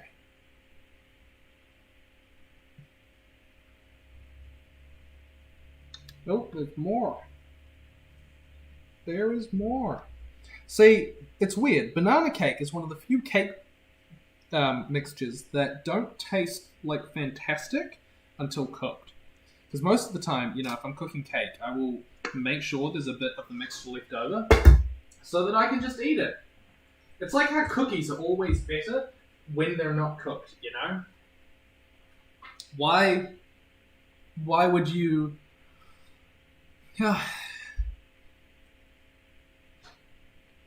Is that a vanilla cake? It's a banana cake. The friggin' thumbnail lied. I know I lied. It's gonna be... No, it is gonna look kind of like that in the sense that the icing is gonna be very dark. It's gonna be cocoa. So you don't know what was inside the cake. Just want to drop a thanks here. I started work on my own fantasy book. I'm Czech, so not sure if I'll be able to reach you. Your work's been inspiration for me. Thank you. Oh, that's very kind. That's very kind. Thank you.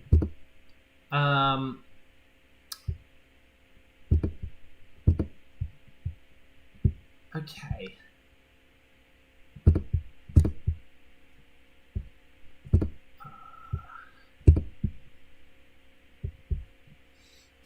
You've never had banana cake? Who's never had banana cake? It's the best cake. Alright, if I just shake this, it will eventually level out because physics. I think. Like my rudimentary understanding of physics says that it should just level out if I shake it. Alright, guys.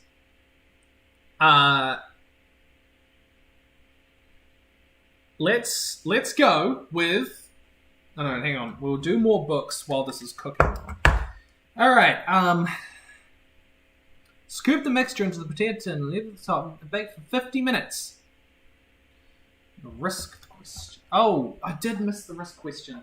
I don't know how to find it though. It doesn't give me like a full list of all of the questions again. Was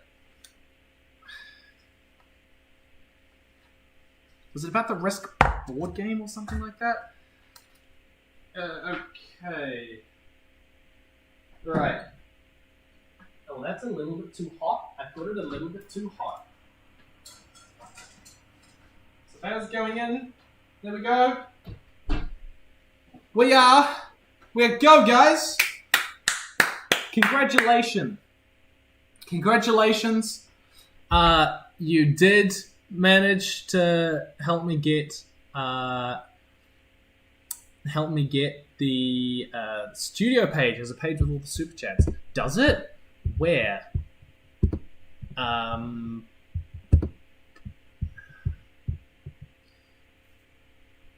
Store chat.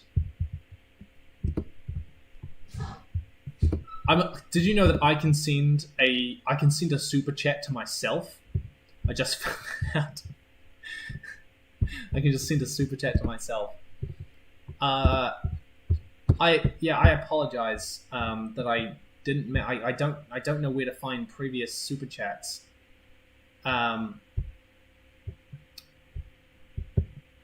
But I will try.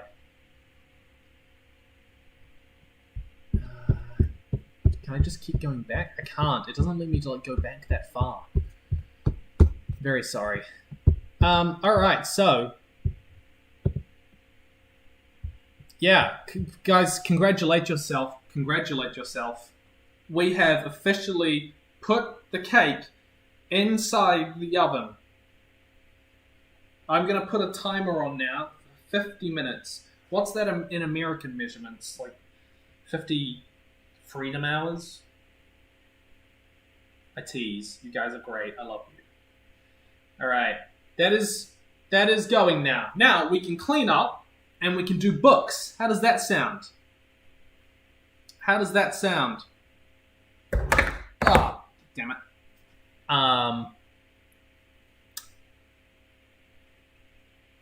Do you have a timer on that oven? I don't know if I have a timer on the oven. I never cook anything with a timer, you know? I just sort of put it on my phone and hope for the best. Hope that I remember. Why is there brown sugar out here? Did I forget brown sugar?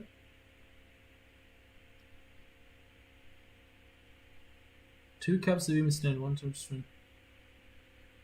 No, I did not forget brown sugar.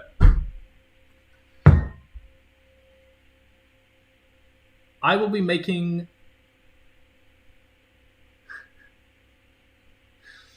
I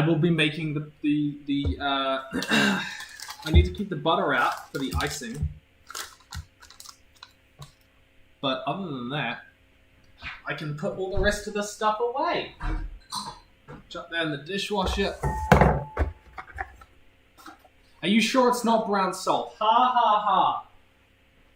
I'm sure it's not brown salt. You guys are so mean. So mean. So, let's just do some questions, shall we? Let's just, now that you don't need to really be looking at that, let's pop out the chat. And I think I only get a full list of the super chats, by the way, at the end. Thank you. I do have a nice kitchen. It was actually designed by my girlfriend. She is an architect, basically. And she designed this house. We didn't have to pay for anyone else to do it, so it made it cheaper, which was nice.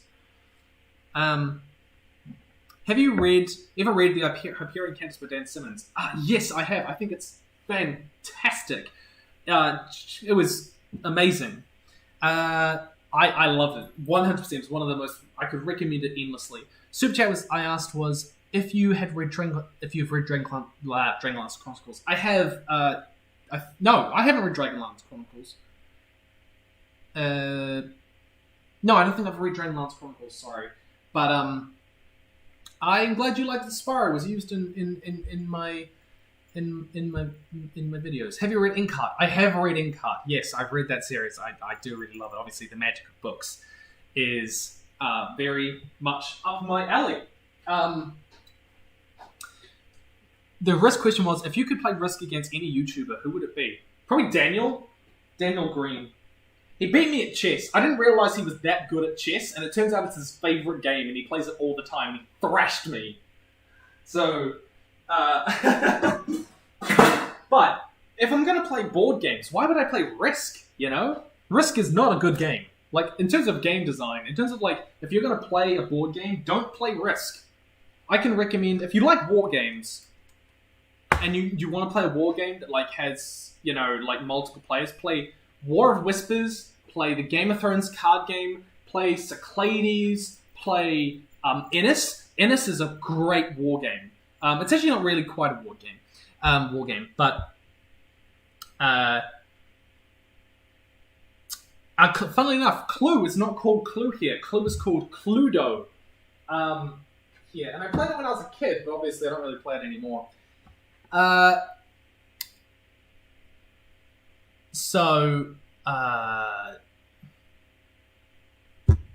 was a question that I wanted to answer. Oh, hang on. Dom Hall, you sent me things. I'll be right back.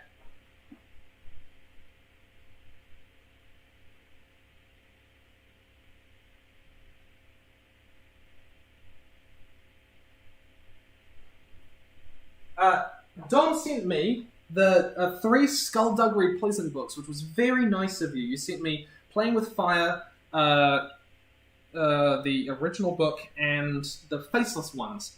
I haven't actually read these books yet, but it's very kind of you to send them, and thank you very much. I'm sorry that I can't send personal replies to all of the mail that I get. It's I would be spending half of my day, trying to do that stuff. But thank you very much. It's a fantasy series. It's very famous. What's my favorite board game? Favorite board game, easily, Spirit Island. I want to go get it for you. That's what I want to do. I want to go get you Spirit Island. Be right back.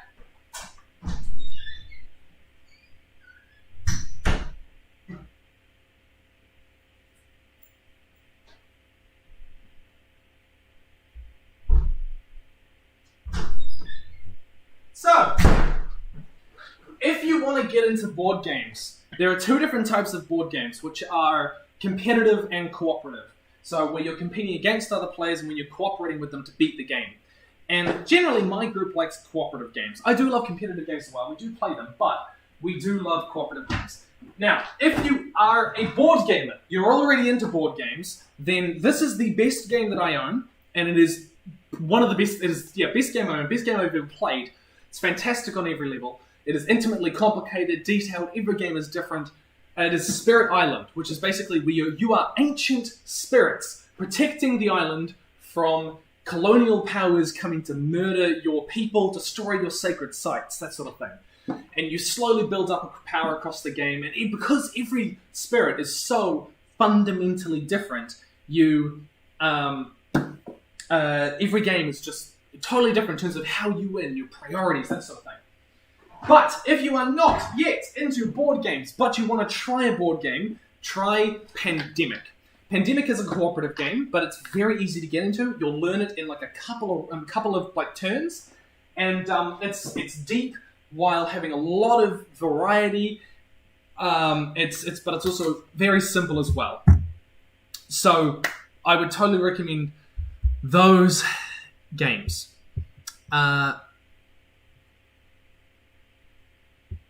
You can basically embed the complete live chat in a separate tab, and that way you can see all the super chats. I've got the chat only goes back so far. That's the problem. Yeah, so that is very much my feelings on it. On board games. But I'm happy to receive any other board game questions if you have them. Let's do another let's do another book, shall we? What do you guys want to hear about? Do you guys want to hear about Project Hail Mary or China Mayville or Alistair Reynolds? I don't know. Book? Okay, we're just gonna do the first one. This is called House of Suns, and apparently Alistair Reynolds is an amazing apparently Alistair Reynolds is an amazing science fiction writer. Too bad he has awful covers. I mean, just look at it. It looks like someone designed this on PowerPoint. The graphics for the ship looks like it's like a Battlestar Galactica ship, from the 1980s. So yeah, I'm surprised. But apparently he's an amazing writer, so I'm very much looking forward to that. But I'm only going to give it one spank because of the cover. There we go. Let us continue to clean. We need to keep the cocoa powder out. We need to keep the icing sugar out, but we can put the flour away. This place is a mess, even more so. Graphic design is my passion. Yeah, I do.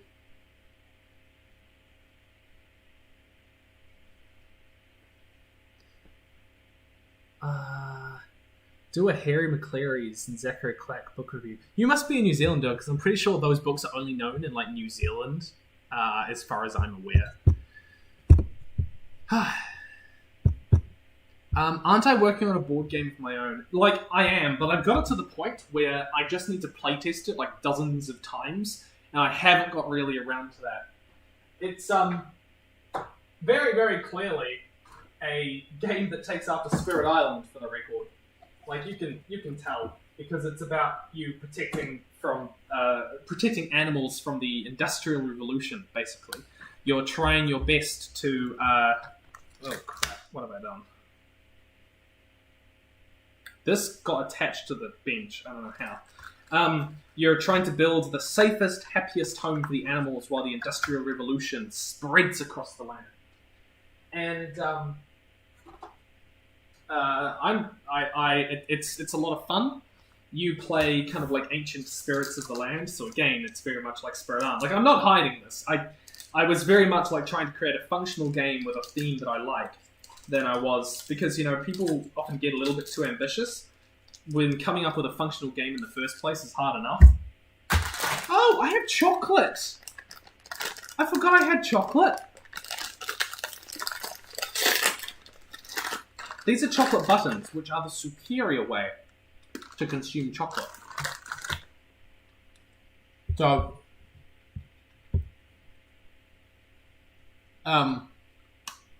yeah. The cake is rising, so it is. But, got a long way. It's 12 o'clock here. Is playtesting part of your Patreon perks? No. I'd love to playtest it more, but I with this end of year as being absolutely hectic. I have the charity live stream in early December, which I'm trying to do every single year. By the way, let me know what kind of causes you would like the charity live stream to support this year. But I've got the charity live stream.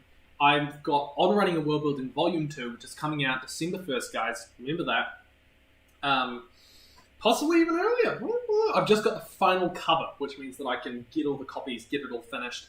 But On Running World Building Volume 2, which I was working on, I've got my own fiction book, which I'm sending off very excitedly. I am going to be sending off my fiction book to agents for the first time. I've been working towards it, and I think I'm going to do it today. I've been working on the cover letter, my bio, my synopsis, my fine-tuning the manuscript. I started working on this book in 2016, and it's finally at, I think, a point where I'm happy to take it to agents after drafts and drafts. So I'm going to send it, I swear, by midnight tonight. That's my aim. Yeah. That's the plan. Have you ever read a book that made you literally laugh out loud? Rather than just exhaling out your nose? Yes. I would... Ooh. Cannot leave any chocolate on the ground with a dog around. She's already coming. Oh no, you're not allowed any of this. It's Discworld. Read Terry Pratchett, man. Read Terry Pratchett. He is a freaking genius. I don't know how to explain it better than that. So,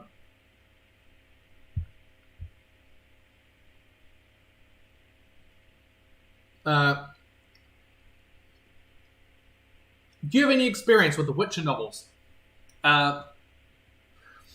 Yes, I do. In the sense that I own them. The Dragon Age games. I feel like the Dragon Age games are something I could really get into if I wanted to, but I don't have that much time to game. And by the way, I've played hours of it. Like, I've probably played a good couple of dozen hours of Dragon Age. I don't know how to play it, but I haven't done it, like Skyrim, which I've got 200 hours in or whatever. The Netflix Shira show. No, I haven't seen it yet. I've heard really good things. Or Nickelback. I'm going to resist commenting on Nickelback for fear of anyone who hates Nickelback. Have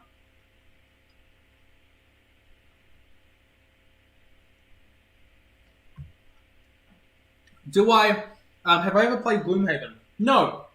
Do I know what it is? Yes. Would I ever buy it? You've got to have a very particular group, and I feel like I don't have the group that sort of wants to dedicate that amount of time to it. We really like playing like ongoing story games, but we're more likely to do that with D&D or something than we are with Gloomhaven. But I'd be very open to it. But of course, there's not much point in me buying a game if no one's going to play it with me, is there? So, yeah. Alright, next book. Tim O'Brien. The Things They Carried. This is a bit of a weird one. I did that video recently on 5 books you should read if you like science fiction fantasy. And a random commenter mentioned this book. He said, get this book. And then everyone was upvoting it. And I was like, you know what? I get a lot of recommendations to read this or that and watch this or that. But it's not that common that I see a book I haven't heard of that's short stories that sounds very different to what I normally read that a lot of people are getting behind. And because of that, it was something I was immediately interested in. And it's a meditation on war and stuff like that. And so I was very interested. By the way, also, Dad, if you're watching this, turn it off now because I'm about to spoil your Christmas present. You've got 10 seconds. 10, 9, 8, 7, 6, 5, 4, 3, 2, 1. Okay, so, on the topic of Terry Pratchett, I bought my dad every Terry Pratchett book that he doesn't own, which is like 20 of them. It's one of his favorite authors. And I was like, you know what? I really want to get behind. I think Terry Pratchett's amazing, and I thought it'd be a good, to have a complete collection. So that's his Christmas/birthday present.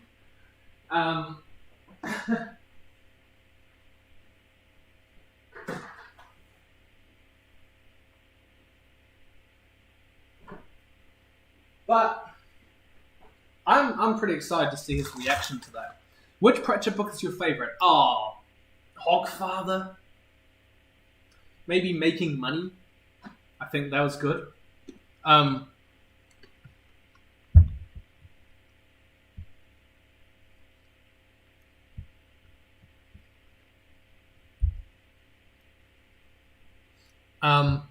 Read Annihilation on your recommendation. Was hoping you could explain why you liked it. It unfortunately left me a bit confused. Okay, I totally understand why it would leave you a bit confused. I don't think you mean to fully understand it. Part of science fiction fantasy these days has a lot of emphasis on kind of understanding everything, on clarity and stuff like that. And I don't think that always serves a reader's experience.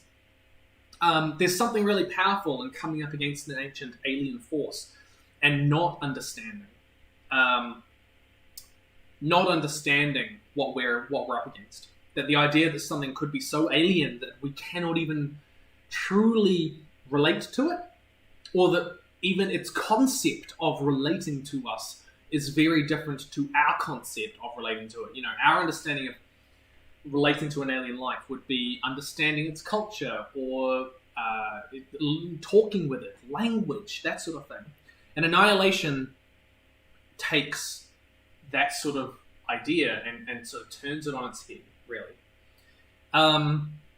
The full trilogy is odd. It's interesting. It does technically clarify some things if you want more clarification, but I think that the first book stands on its own thematically in many ways. So Yeah. Annihilation is about many things. I liked how distinctly psychological it was. You know, you've got this character, the biologist, walking through this wasteland, this desolate place, this Area X, and at the same time, it's both very experiential with the physical world, while also being constantly reflected on her past. There's this mapping of a character onto her environment, which, in a psychological story, it was just a very interesting way to do it. And then the culmination of that being this character, this character coming up against this thing that they don't understand. I don't really know how to explain it. I was just constantly captured by the sense of the sense of experience, of emotional experience. What are the differences between the film and the book? The film misses out a major plot point, which is this thing called the tower. Basically, the characters disagree over whether something is a tower or a tunnel. And that causes conflict, and there's revelations there, and there's what they find in there. And then also it also removed the discovery of all of the previous expeditions, what sort of happened to their notes. They find them all piled up in this tower place, in this other place. And so, in terms of plot, it's quite different. In terms of theme, with like the whole trauma thing, you could definitely make an argument that the book definitely, that the book does deal with that. But the film, I think, took the confusing elements, but not the psychological ones, that made those confusing elements, that sense of being lost and navigation towards meaning and whatever. It sort of took those without the context that made them interesting as interesting. And then the ending with her being replaced, like they did capture that sort of Lovecraftian existentialism sort of thing. But at the same time, they sort of turned it into a more dramatic ending that the book didn't really have. There's this subtle sense of it's out in the world now, but no. The series just has the place itself expanding constantly. Tim, if you were a cereal, what cereal would you be? I would be Nutri-Grain, which is a New Zealand cereal. I don't know how to explain it. It's like lots of vitamins. Kids think it's good for you. It's not. Like most American cereals. Look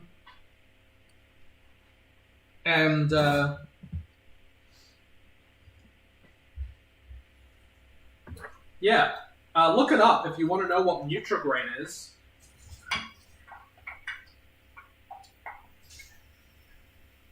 That's what I would be.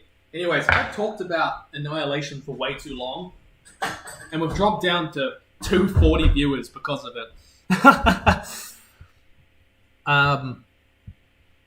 So I'm very sorry. I get that Annihilation's not going to be for everyone, but it definitely was for me. Trying to find another question. What are we going? Let's talk more bake. I want to see a cake to match your own. What? The cake's in the oven. I can't do anything more. We're gonna make the icing soon. I promise. I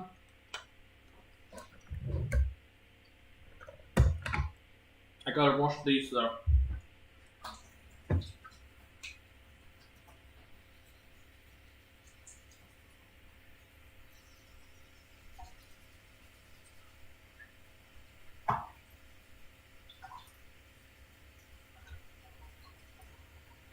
But yeah, what other questions do you have? Hang on. What am I missing?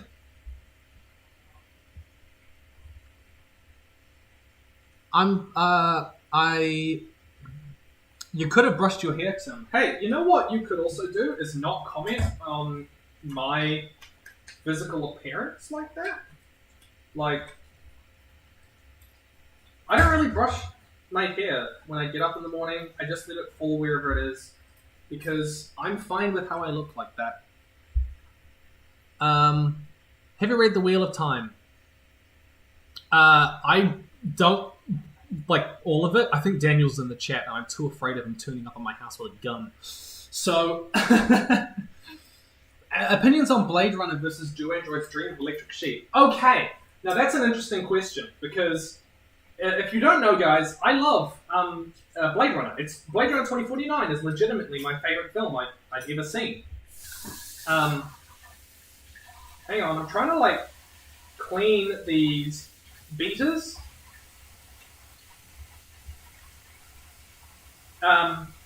Give me a second.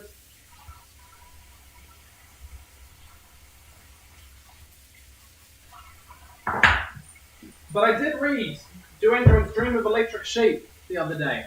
Not long ago. Also, I realized that all the Americans are going to sleep now. Or something like that.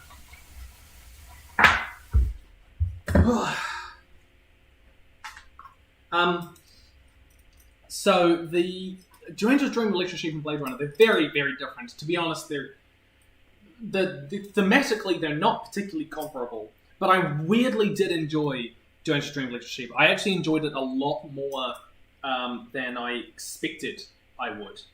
I didn't think I would enjoy it necessarily, but it's got a weirdly sympathetic portrayal of the wife who is quite mentally ill, and the psychology behind that. For the 1960s, it was actually quite forward thinking.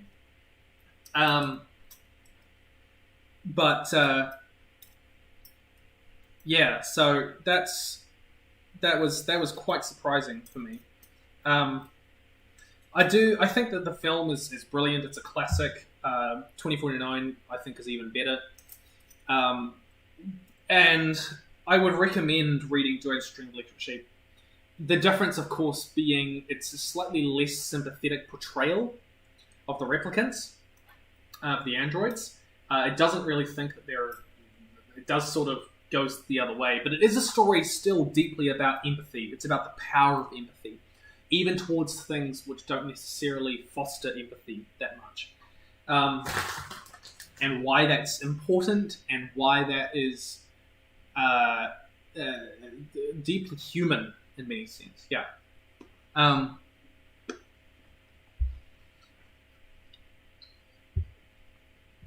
you read the Stormlight Archives? What are your thoughts on it?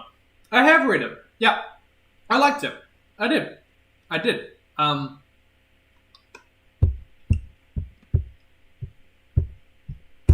I liked it.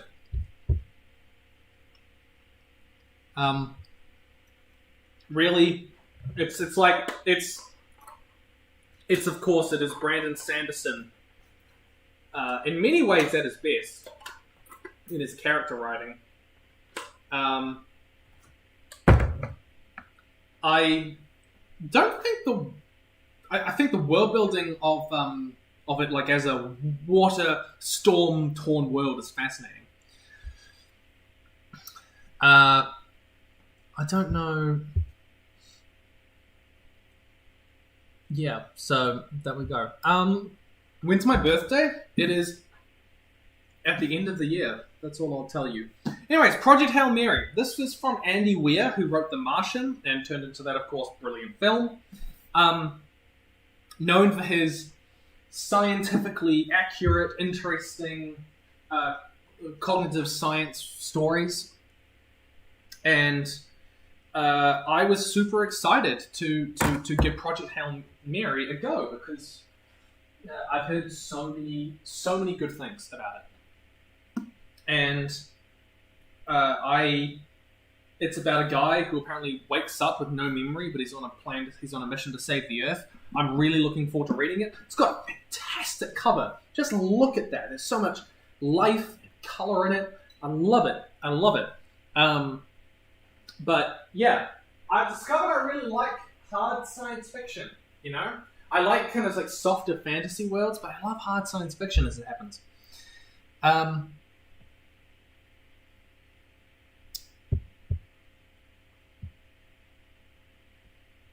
you ever read Cormac McCarthy's The Road? I have. It's a challenging read. It's definitely written unusually, you know, with the lack of grammar. But yeah, so, but I do like it. I think it does things. I think its writing style is more interesting than its plot. You know, like it's a very experiential book in the sense that it's meant to be It's written to be about kind of like the state of humanity. Sorry, I'm not explaining myself very well. It's written to really get inside their head more than it is to sort of be an engaging plot line. I don't know how to explain it. Yeah. Have you read or watched the Expanse books? I haven't watched the Expanse series, but I have read the books, or at least I've read Leviathan Wakes and Caliban's War, which both of which I really like. I thought Caliban's War was a bit slow, and I felt it was a little bit anticlimactic, but I did like it. I did really like it.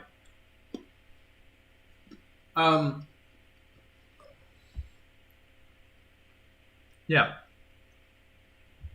And I'm looking forward to reading more of it, really. What do you think of The Ocean at the End of the Lane? It's fantastic, you know. Neil Gaiman is an incredible writer. I have mixed feelings on his actual stories, but that's because I just think his style doesn't jive as well with me. My friend Benji from the Tale Foundry, he loves Gaiman, and there's a reason for that. I know the sorts of things he reads, which I totally understand why. You know, why he would love Neil Gaiman. Let's put some almonds in the. Let's put some almonds in the.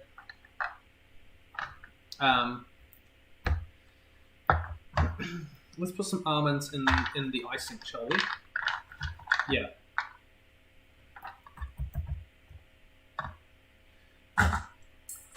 Yeah, John Hopkins' company is right when he's talking about The Road. The stripped down prose just really works. That's sort of what I was going for. Got a knife. Isn't this a nice one? Am I allowed to show knives on? I don't know if I'm allowed to show knives. Surely.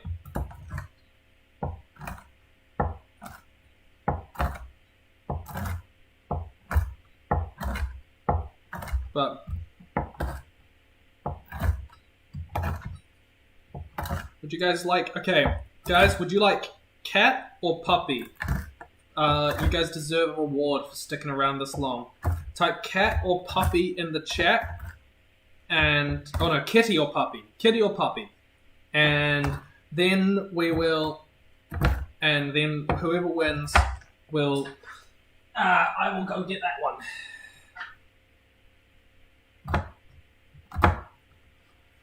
Jeez, what are we going? Kitty. I think, it's kitty or both, man. Man, wow, it is pretty resoundingly kitty. I didn't realize I had so many. Willow is right here, and she came over, and she looked up at me, and she was like, isn't my time yet? And I'm like, no, get out of here. I'm gonna go find the cat. Where are we going? Where is Momo? Momo!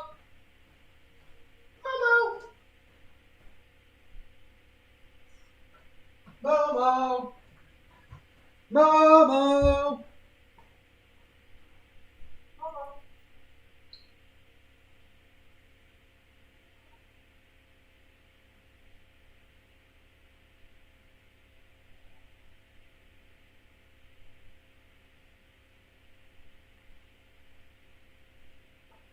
Here we go. Here is your reward. Here you go, guys. Now, press like if you love Momo. Isn't that right? Press like if you love Momo. Like and subscribe. This is your supreme leader. All hail Momo. Oh.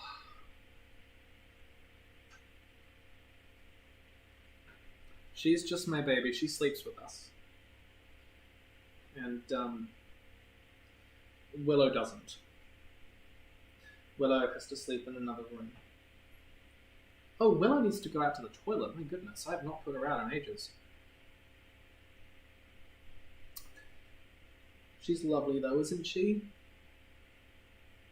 She's just the sweetest thing. Oh.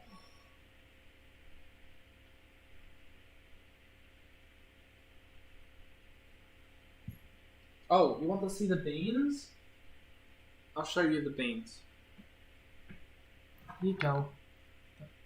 There's the beans. Where's Mishka? Mishka is dead. Mishka has been dead for a long while now.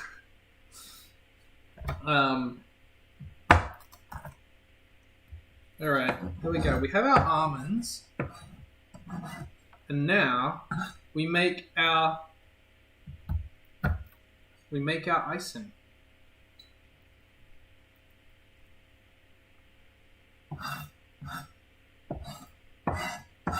I'm gonna put the almonds in the icing. The fact that the fact that your cat lets you do that is astounding. Really? Like Momo is fine. I'll wash my hands, guys. Gosh, it's just cat.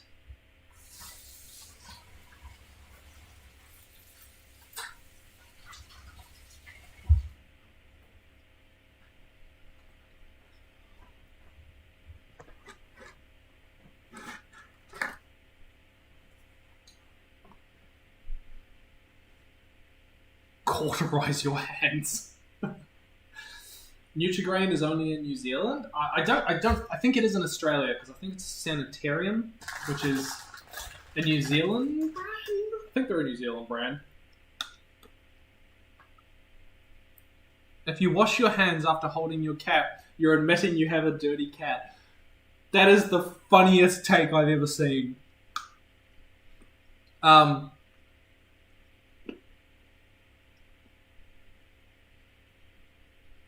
So, let's make icing. Now, I don't know about you guys, but I'm just gonna like eyeball it. Butter, icing sugar, cocoa. Not that hard. And I'm just gonna sort of have a guess at how much butter I need. Let's start with that much.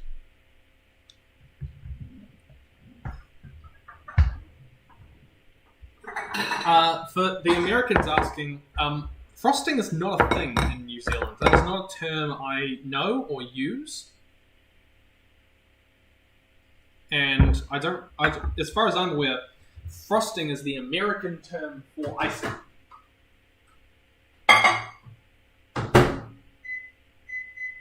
Alright. Just letting that melt a bit.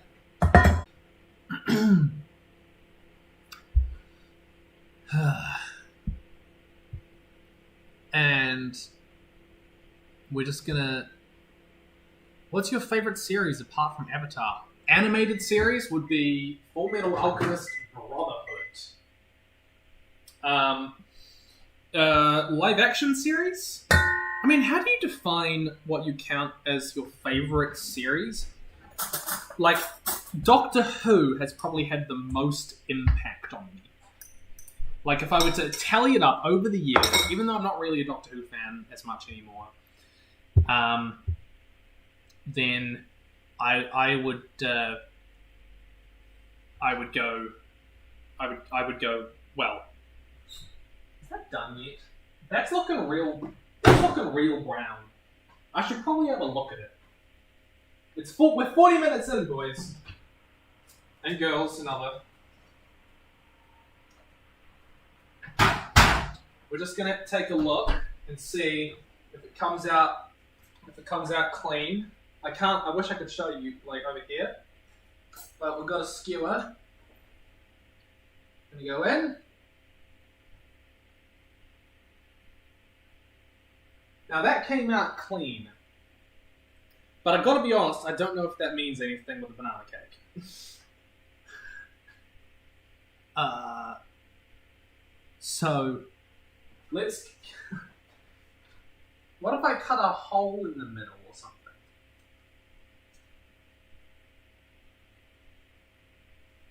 Is it?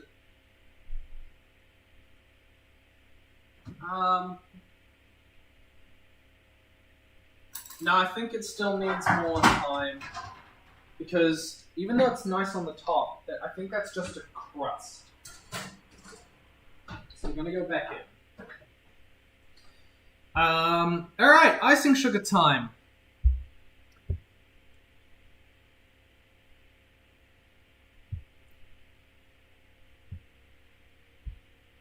I'm glad that I can be the background interest to your day. I'm glad. No, do we think we can convince him to eat the butter a second time? No, you can't. I'm not gonna eat the butter again. I poked into the middle. Look, it told me.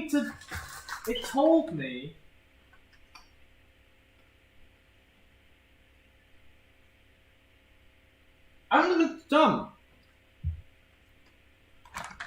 It said 50 minutes. We're at 40. It cannot be 10 minutes off.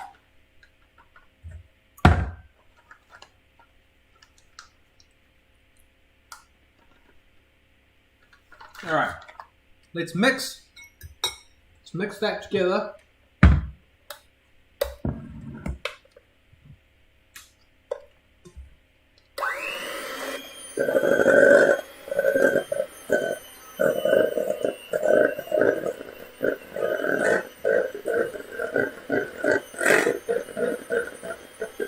Oh wow. That did not make much icing. I'm gonna need to add so much more butter. Let's go, people! You wanna...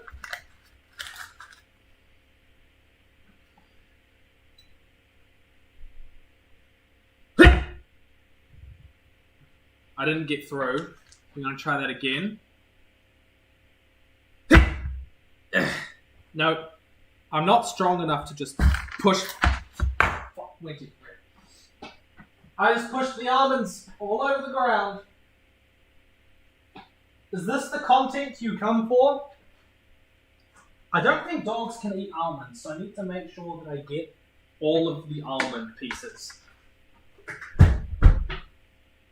I don't think cats can eat almonds either, but I mean, cats aren't quite like dogs where they just think, stop that. Come here. Wow. Ooh. Okay.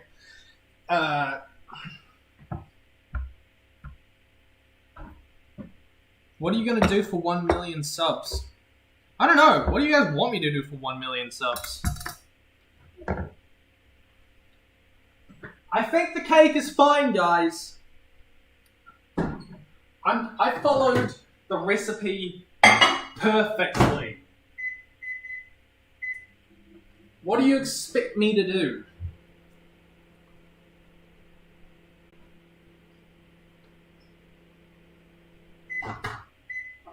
Alright. Add that in. Add some more butter. And this time we're going to add some cocoa.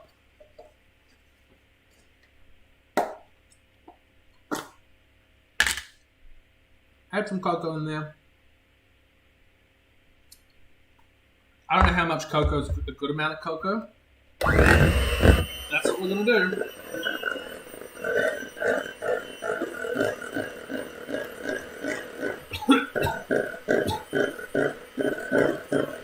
The print on my shirt is Spyro. It's an odd game I like.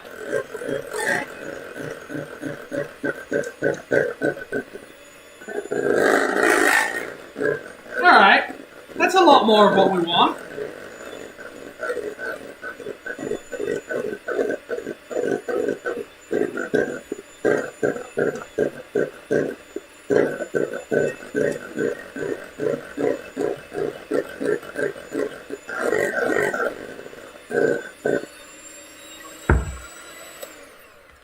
I have a feeling I made this a bit too sweet because it's not as dark as it normally is.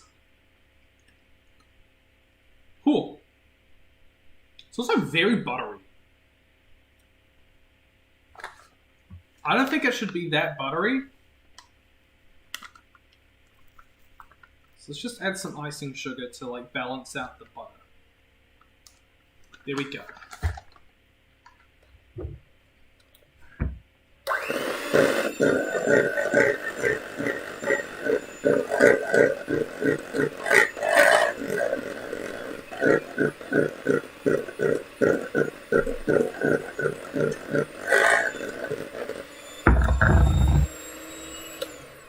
Okay, how does that taste? Not nearly cocoa-y enough. My goodness, let's just add a shit. I didn't swear. I'm very sorry. Add lots of cocoa. Breathe in the cocoa.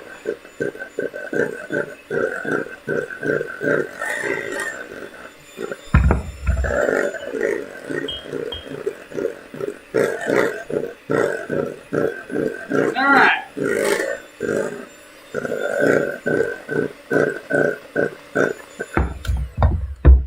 Okay. The cake is still fine. You're not doing it right if you can't taste it in the air. I can taste it in the air. That's the problem.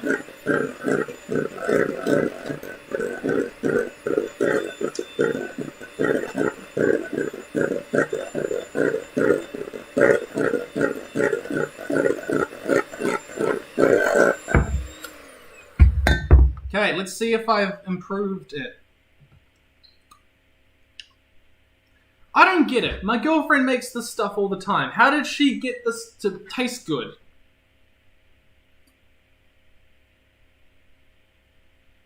I need to message her.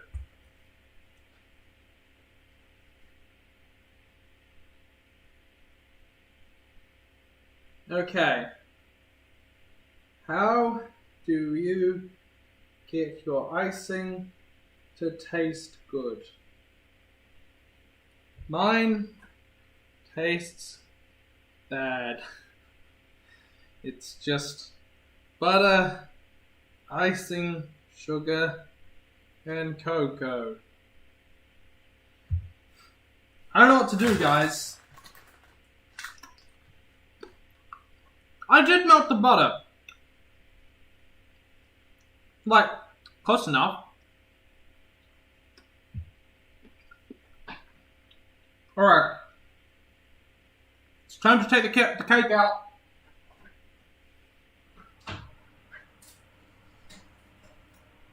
No more. There we go. Let the cake breathe.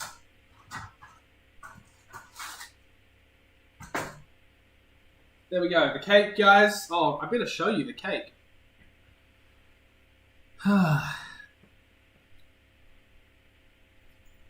Man, my girlfriend is always online, and for some reason she is not seeing my message.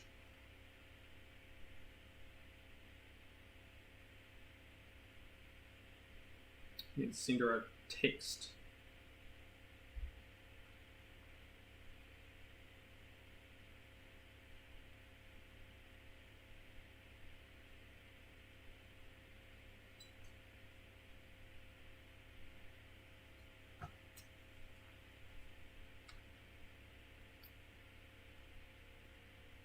No, it's not bitter, it's just...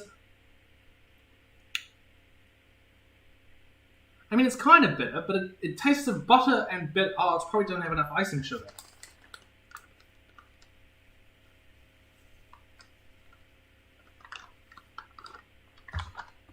Let's.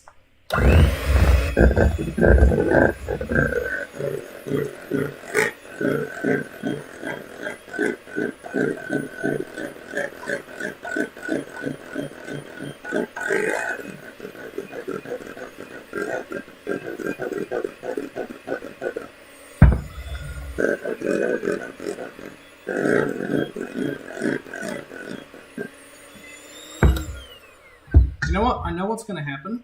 I'm just going to keep adding ingredients till it's just never good.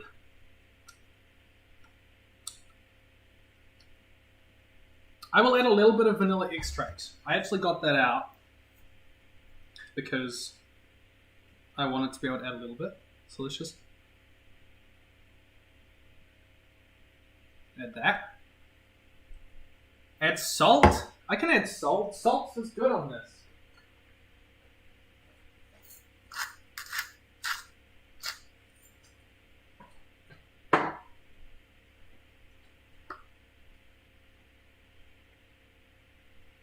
Okay, she uses a bit of boiling water. I'm sure hot water can be good enough.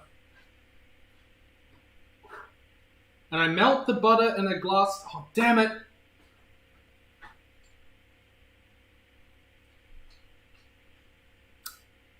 Ha! Well.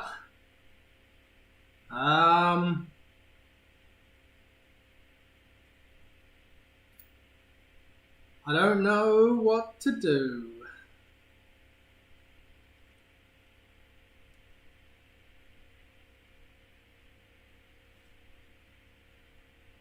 The glass. Can you melt the butter in post? I don't know.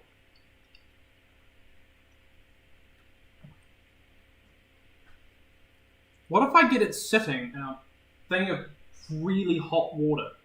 That'll work. So let's boil some water. No, that wasn't the frickin' doorbell.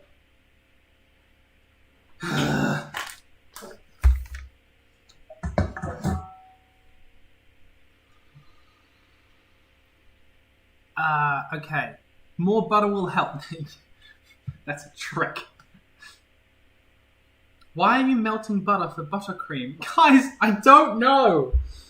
I thought I could just add icing and butter and cocoa and it would taste good, okay? How could that not taste good? I clearly didn't manage it. Ah!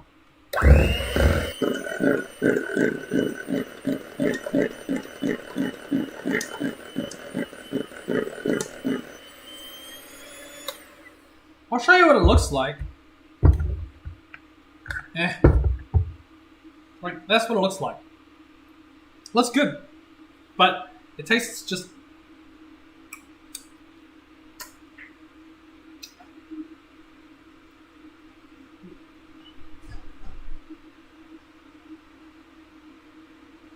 It's not dark enough. Laura's is always darker than this. I don't know how to make it. You need way more icing sugar and cocoa. Too much butter. Okay. See, I think that's definitely true. Let's go more cocoa. More icing sugar.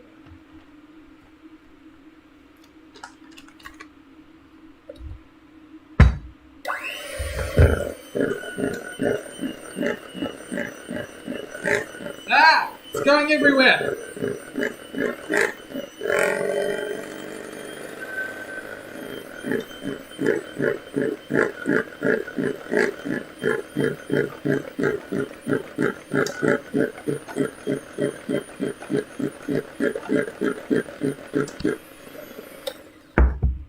It just got flicked onto the screen. Oh no.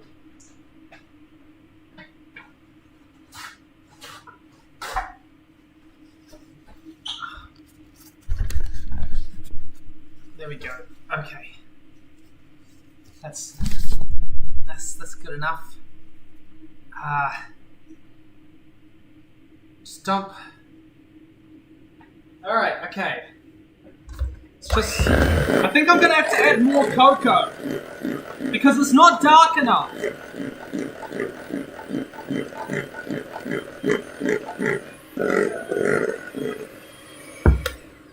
Like it looks, it's okay. No, New Zealand doesn't really sell like tub. Oh, we do sell tub icing. It is there. It is out there, but.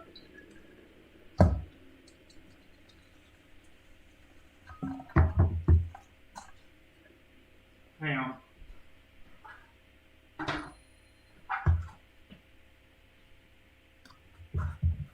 It is out there, but like it's not super commonly used. Like my parents, when I was growing up, would never use it.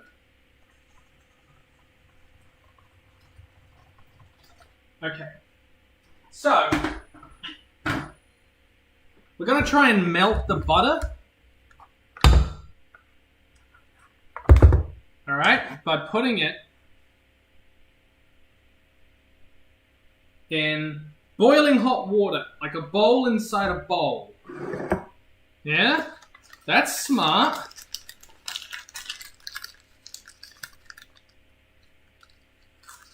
The absolute chaos of Tim without a script. I mean, that is true. This is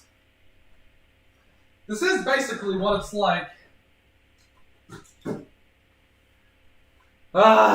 In the meantime, while that's potentially melting, we're gonna open up another book. Alright? Now, this one's a bit of a special one.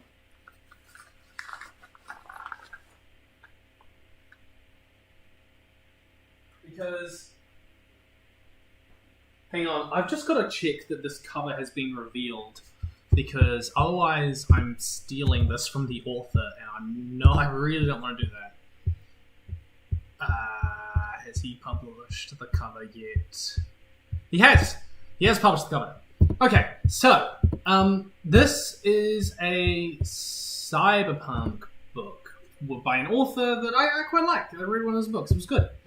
The collection of short stories called Neon Leviathan. And this is his next book called 36 Streets.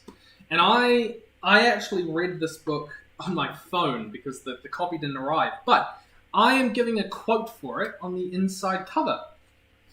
And this is an advanced proof. It is not... it's for review purposes only. Yeah. So... it's pretty damn cool. It's called 36 Streets. But,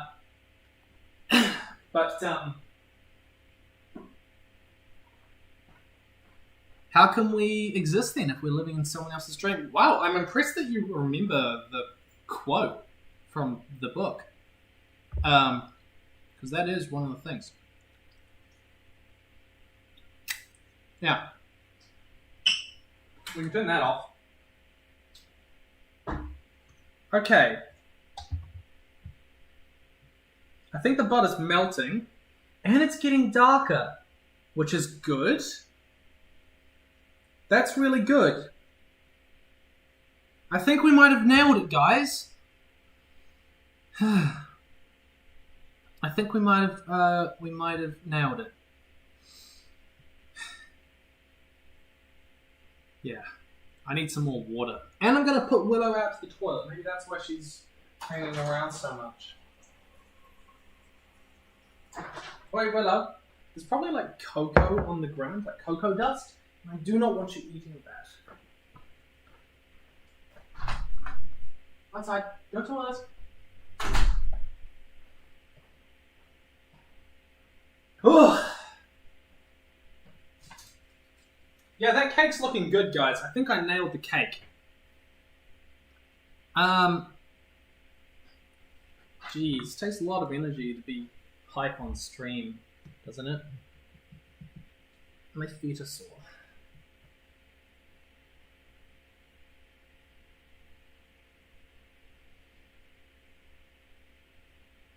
Okay, Laura, my girlfriend said only like 5 to 6 tablespoons of cocoa which, I mean, relative to the ingredients,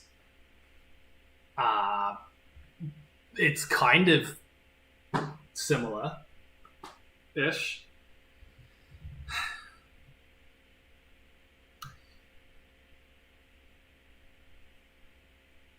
Okay.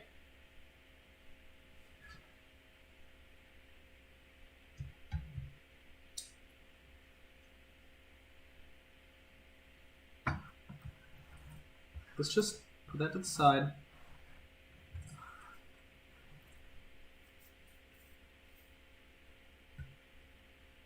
Tablespoons are pretty big. I agree, they're pretty big. Let's just try and...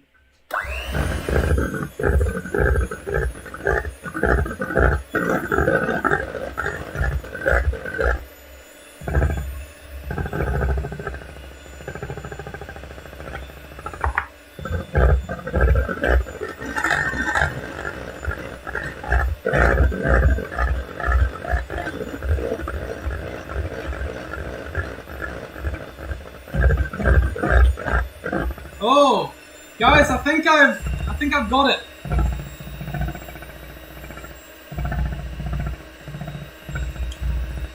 I think I've got it. Melting the butter really helped.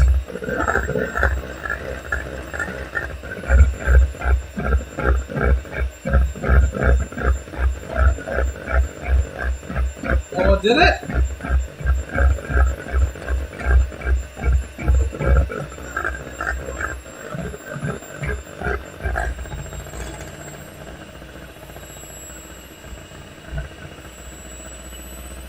Oh!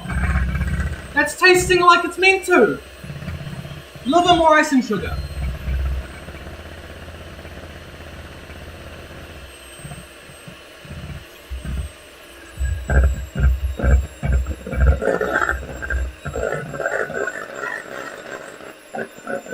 We did it, guys!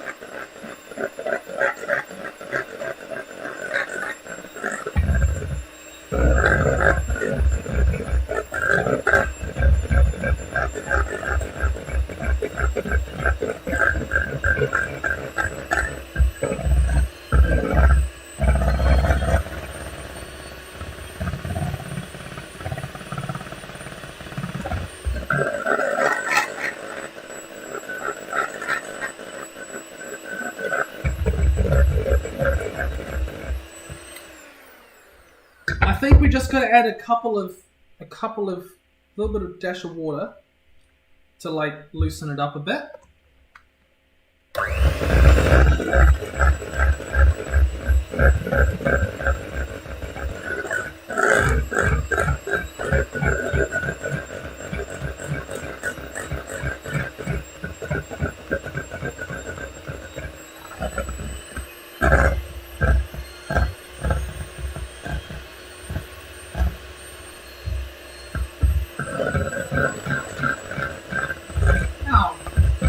Shoot, I added too much. Oh, now it's a mud puddle. Ah!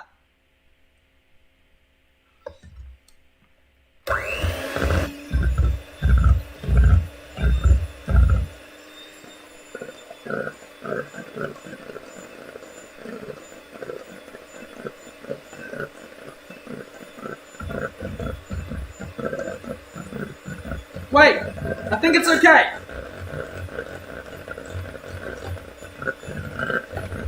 In fact, I think I might have gotten it into an even better consistency. My immense mistakes create genius! I did it, guys! I did it! I've done it! I have created black!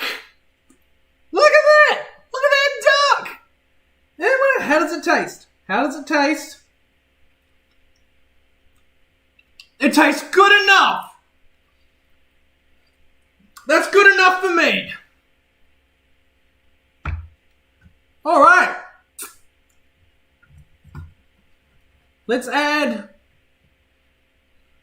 the almonds. And then we'll ice the cake.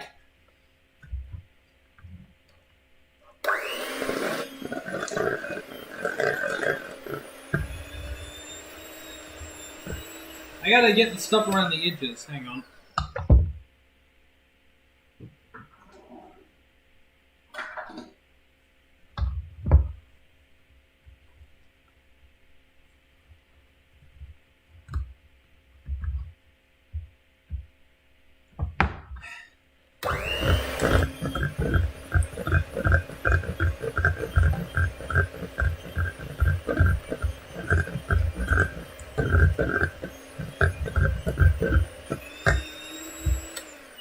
The people telling me that more butter is going to make it perfect, you guys can leave.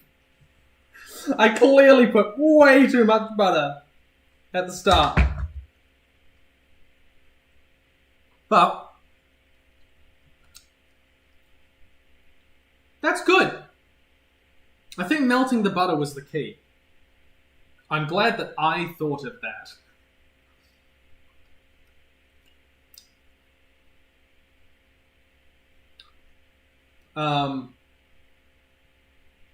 Although, could go for a bit more icing sugar.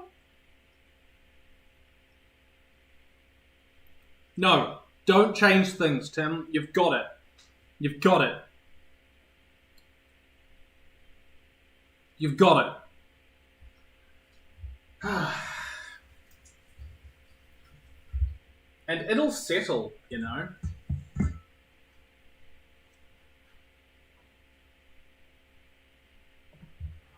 Would you still like it if you had the cake had bought it?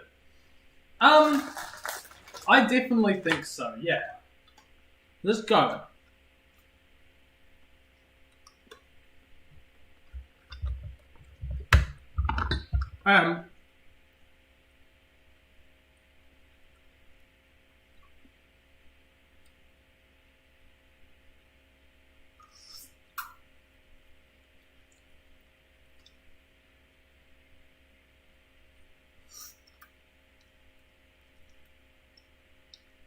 That's good. That's good.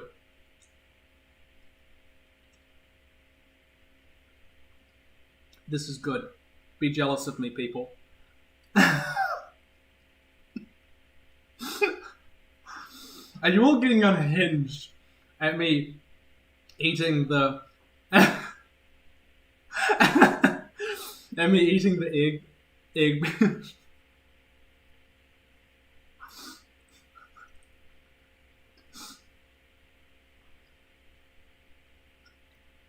You just wait till I unhinge my jaw.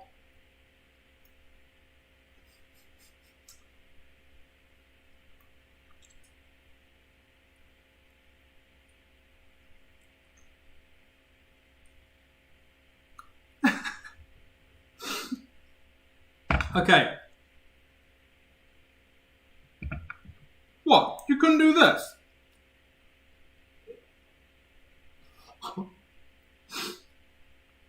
Like, I can do it.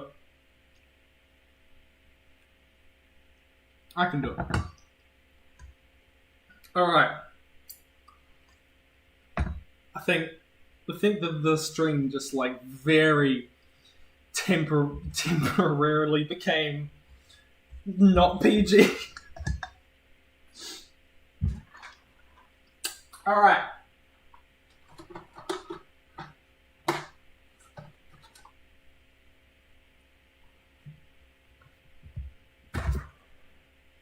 Charity live stream. I just do that the whole time. Okay, we can officially ice the cake. We can officially ice the cake, guys. Rejoice. Rejoice!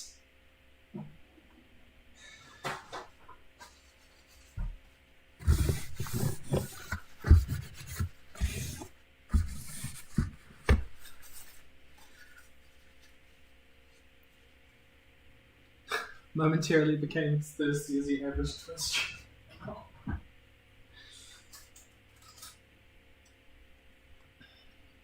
Alright, guys. So, we're going to put it on here.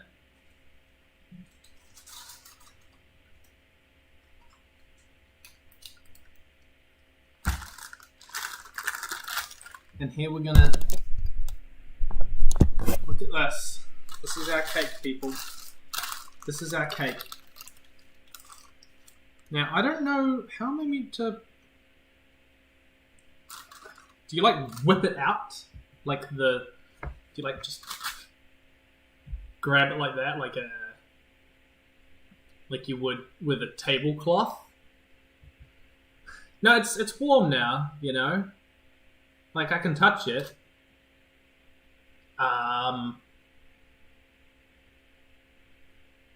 Slide it. Like... What if I just pick it up? Oh wait, that's not what I want to put it on. You put it on a plate.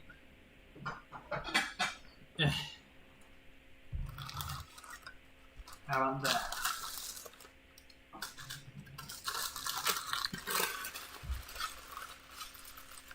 Is banana bread the same as banana cake? No, not technically. Banana cake has more sugar, I believe. Like, it's definitely a dessert. I don't know if banana bread is, but I don't really eat banana bread. Banana bread isn't really a thing here as much.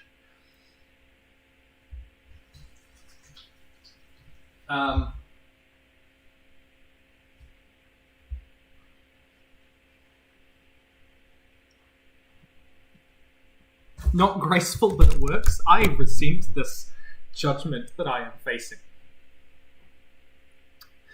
All of chat here shares a single brain cell, and I definitely don't have it.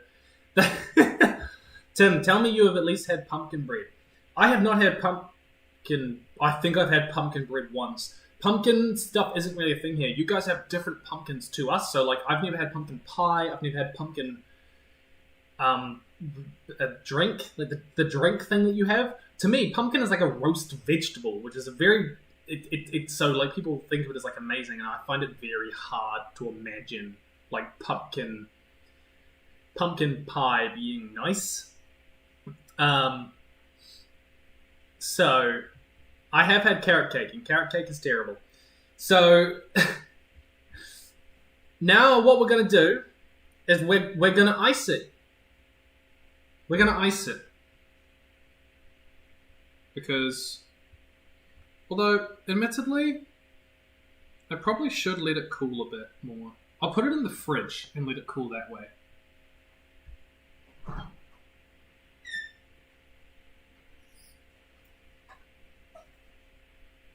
Okay, it is cooling in the fridge now, which means that I can clean this up, talk to you guys, and... Then, once it's cool, in like 5 minutes or so, we will, the carrot cake stands are getting mad. Be mad, carrot cake stands! Be mad that you have the worst cake.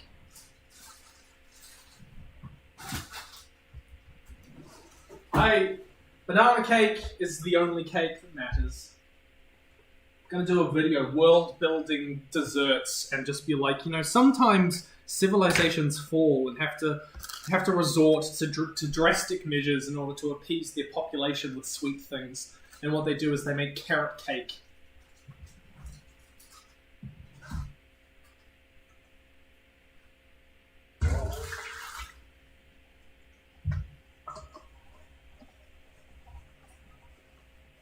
Pumpkin spice lattes don't actually have pumpkin. It's just a mixture of spices that we usually put in a pumpkin pie.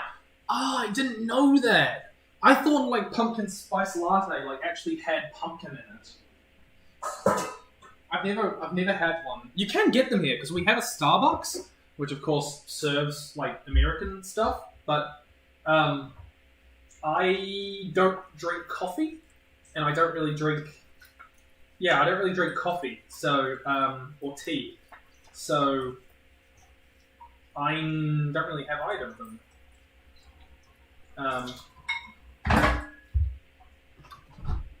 To disappoint you.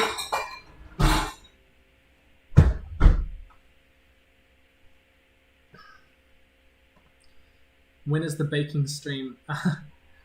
For 1 million, a collaboration with OSP, Shiva Goblins, and Shaman Rights. Oh, I don't know, It's interesting, because, 1 million subscribers, it feels like a more monumental number, but as it happens, subscriber count is actually one of the least important measures of the success of a channel. I could go into more detail about why that is, but I won't. So the result is that if I did mark the 1 million subscriber hit, it wouldn't be with anything particularly ambitious because people don't actually really care that much that you hit a million, especially because it's it'll be monumental for me, and I will probably do something with my friends and family, but I could do another baking stream. Another baking stream as chaotic as this one. That'd appease you.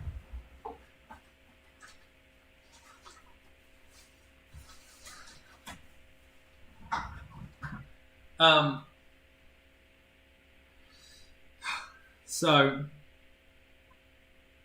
yeah. So we got that. That. Go in there.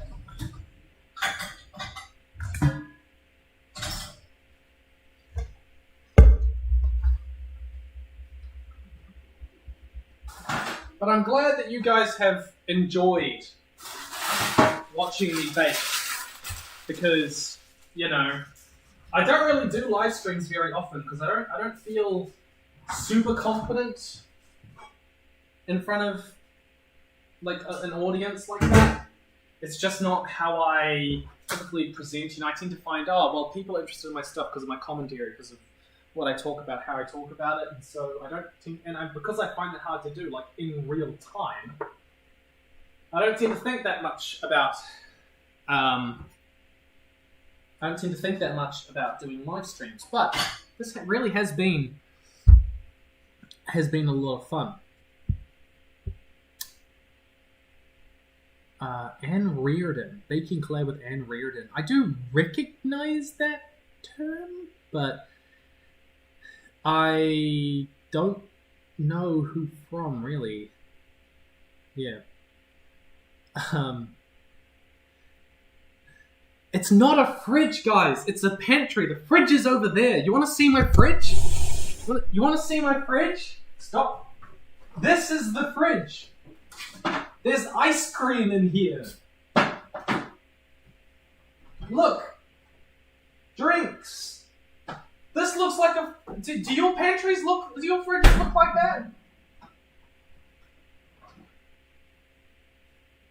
Oh wow, this really did not cool down. It's just been sitting in there, doing what? I have no idea.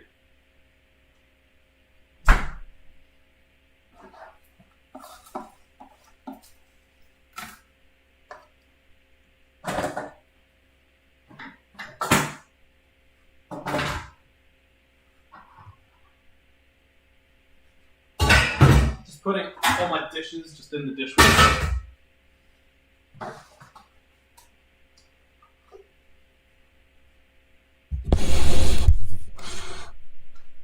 A really cold pantry. It's not a fridge.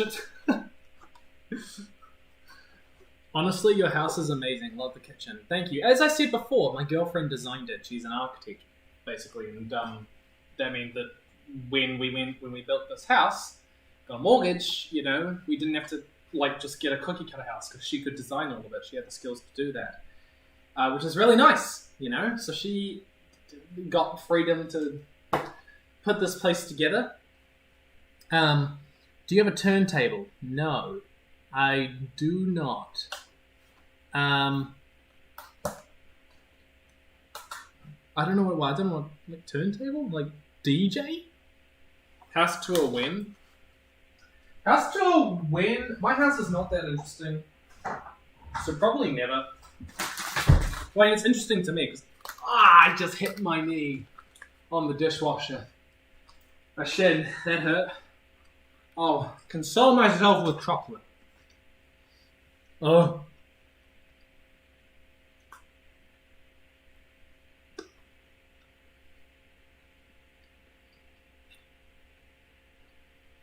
How's working with another person doing your editing work? How much of the editing do you control? Alright, that's an interesting question. So, I have an editor now. I've worked with him for about 2 years. His name's Alex Cunin. You can follow him on probably the links down below. I think I've got some in the description. He has been editing my stuff for about 2 years or so now. He was brand new for the record. He basically just chanced to cross it. He has some skills, sort of sent it in on a whim, and got a job. He doesn't have like industry experience or anything like that. Anyways, how does it work? So I will write a script, and then I will go through the script on Google Docs, and I will comment everywhere I want something. Hey, do show clips from this TV show here. Show clips from this here. Do an intro which splits the screen into 4 and shows like with rising music in order to give a feeling of wonder.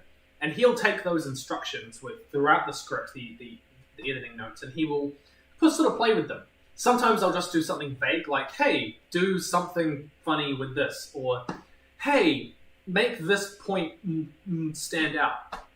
And other times I will be very specific. Yeah, so I'm quite closely involved. He will then go and put that away within that boundary of what I've really put together, of the notes that I gave him. And then he will send me a version of it, which is like, hey, here's what I've got. And I will say, make these changes, that doesn't work, this really does work, that doesn't work, and I'll go through it, and he'll usually have like a couple of pages of notes on how to change things. Sometimes the music is the one that often we have to do a bit of searching on, because it's really hard to describe what kind of music works. You know, when I'm doing a piece on like the Abandoned Places video, I have a particular intonation, particular feeling, sensation, which are very important for me to capture. And so it's hard to describe the exact music that I want. And so it took a few tries. Although he did the opening, which had some beautiful music completely on its own. But yeah, so I will often sometimes go through the music selection we have and say, use this particular song at this particular second for this moment. Build up to this point. So that's often the case. Yeah. That's good. What question do I have? But yeah, he's amazing. He does have some creative say in sort of how the videos go, but he's got no hand in the writing. And I am involved in the editing. I don't just sort of like leave it up to him entirely.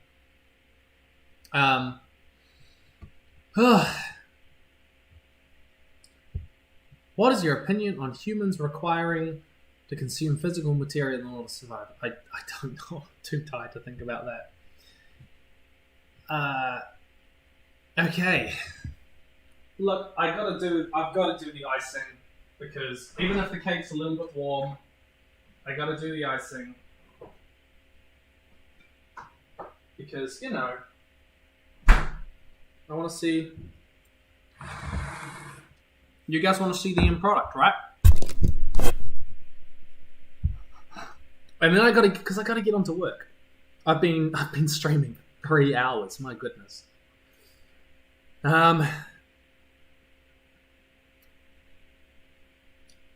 this is work. I mean, it's like it's work, but it's lighthearted work. Like I've actually got to get stuff done. I have a lot of things I need to do. This was honestly a little bit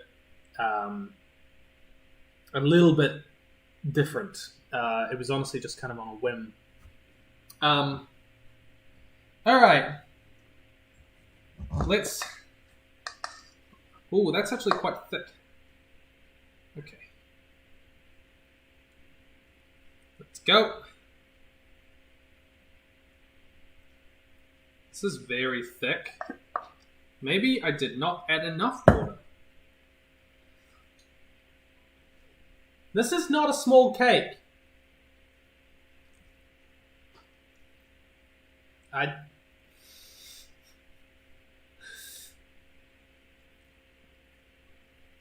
And it's got almonds on it.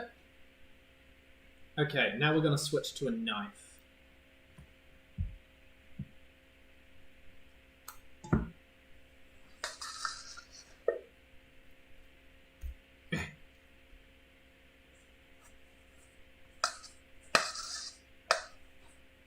But if you want to get in questions, now's your time.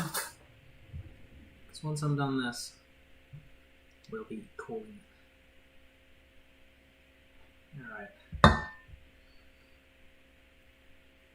Oh, this needs to be like hot, doesn't it? That's like the thing, is that you make the knife hot, and that really helps. Thank you. This cake is actually looking like a decent caliber. Thank you very much. Your favorite Lord of the Rings movie? I think the Fellowship of the Ring is clearly the strongest. It's got the strongest arc overall. That's definitely true.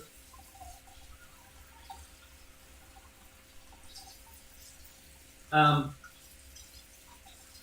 think the Two Towers is the hardest one, just because, you know, like, they're all amazing, obviously, but the Two Towers doesn't have a strong through line. It doesn't have the power of the beginning or the ending.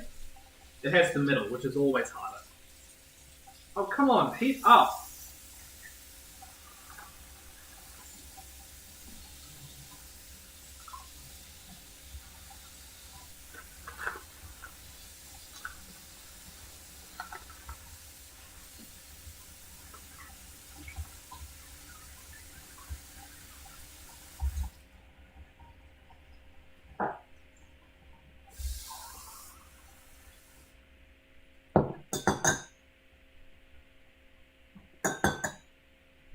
Alright. Let's go. There we go. That's spreading a lot better.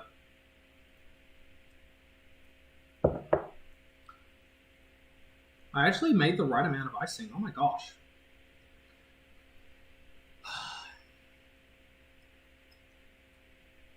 I did not expect that. Thought I would have either way overshot it. I can't believe it. After all the drama of making this icing, it turned out nice. What a miracle. What a miracle.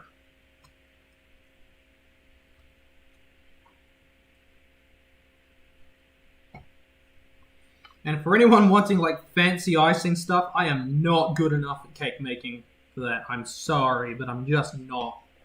This is what you're getting. Be happy.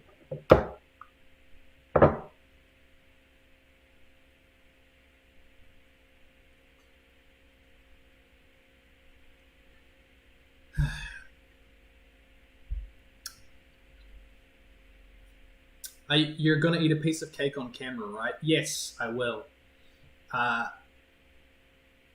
Oi, Tim, whip out the blowtorch. Who knows?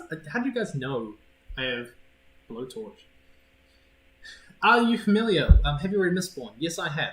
Are you familiar with... I pronounced this name wrong in the video when everyone was... So, he's an Argentinian writer. Yes, I am. I've read a bit of his writing. I think he's fantastic.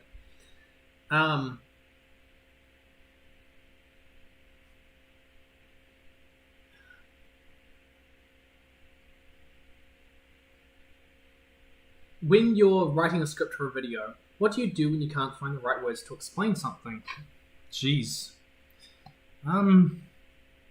I usually just keep rewriting it from an earlier point.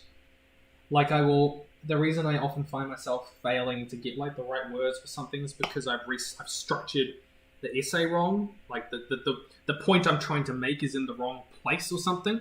And so I'm trying to fit it into a moment that it's not meant to fit into. And so I'll often end up like restructuring it so this point goes first, this point goes second, something like that. Alright guys, I think we got it. We have a cake. Thank you, Blue. I love my Abstract Spar shirt too.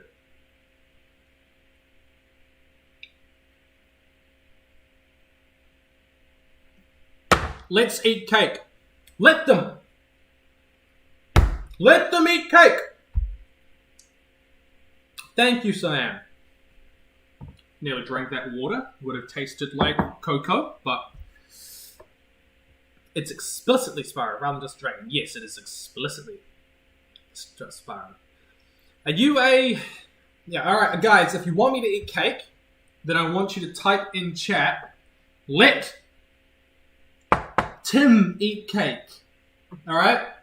You type in chat, we get like 100 people saying that, and I will cut the cake, and we will eat the cake. Let Tim eat cake. Let's go. And... oh wow, man, just spikes, doesn't it? Alright. You have my attention. Let's cut the cake. Let's go from this direction, shall we? Because then you guys get like the... oh. We'll do a nice... and for the record, technically this is my first time seeing if the cake is actually cooked in the middle. So we're about to see if this is actually cooked.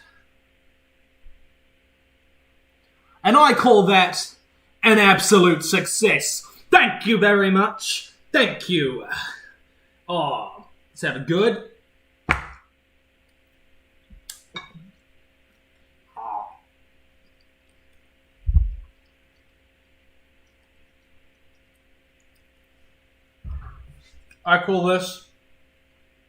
I see this as an absolute win. You can be a cake tester as soon as you come around to my house. Why do you have to live in another country? Momo does not deserve a snack, unfortunately. Willow can have a snack, but Momo probably doesn't need more snacks.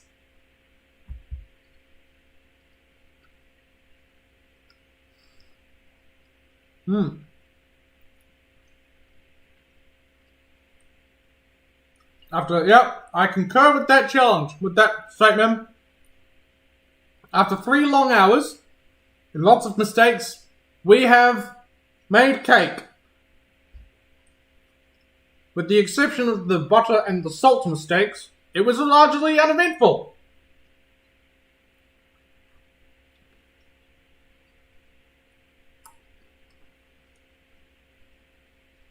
That's good. Alright. Thank you very much, everyone. This has been an absolute joy. In every way. A resounding success. I'm going to keep it up. Keep the stream up. This was a lot of fun. I don't know what a baked Alaska is, but let's totally do it. Have a good one, guys. Stay nerdy. Make your own cake. Enjoy Halloween. Christmas season is coming. This was a lot of fun. I'll talk to you guys in the future.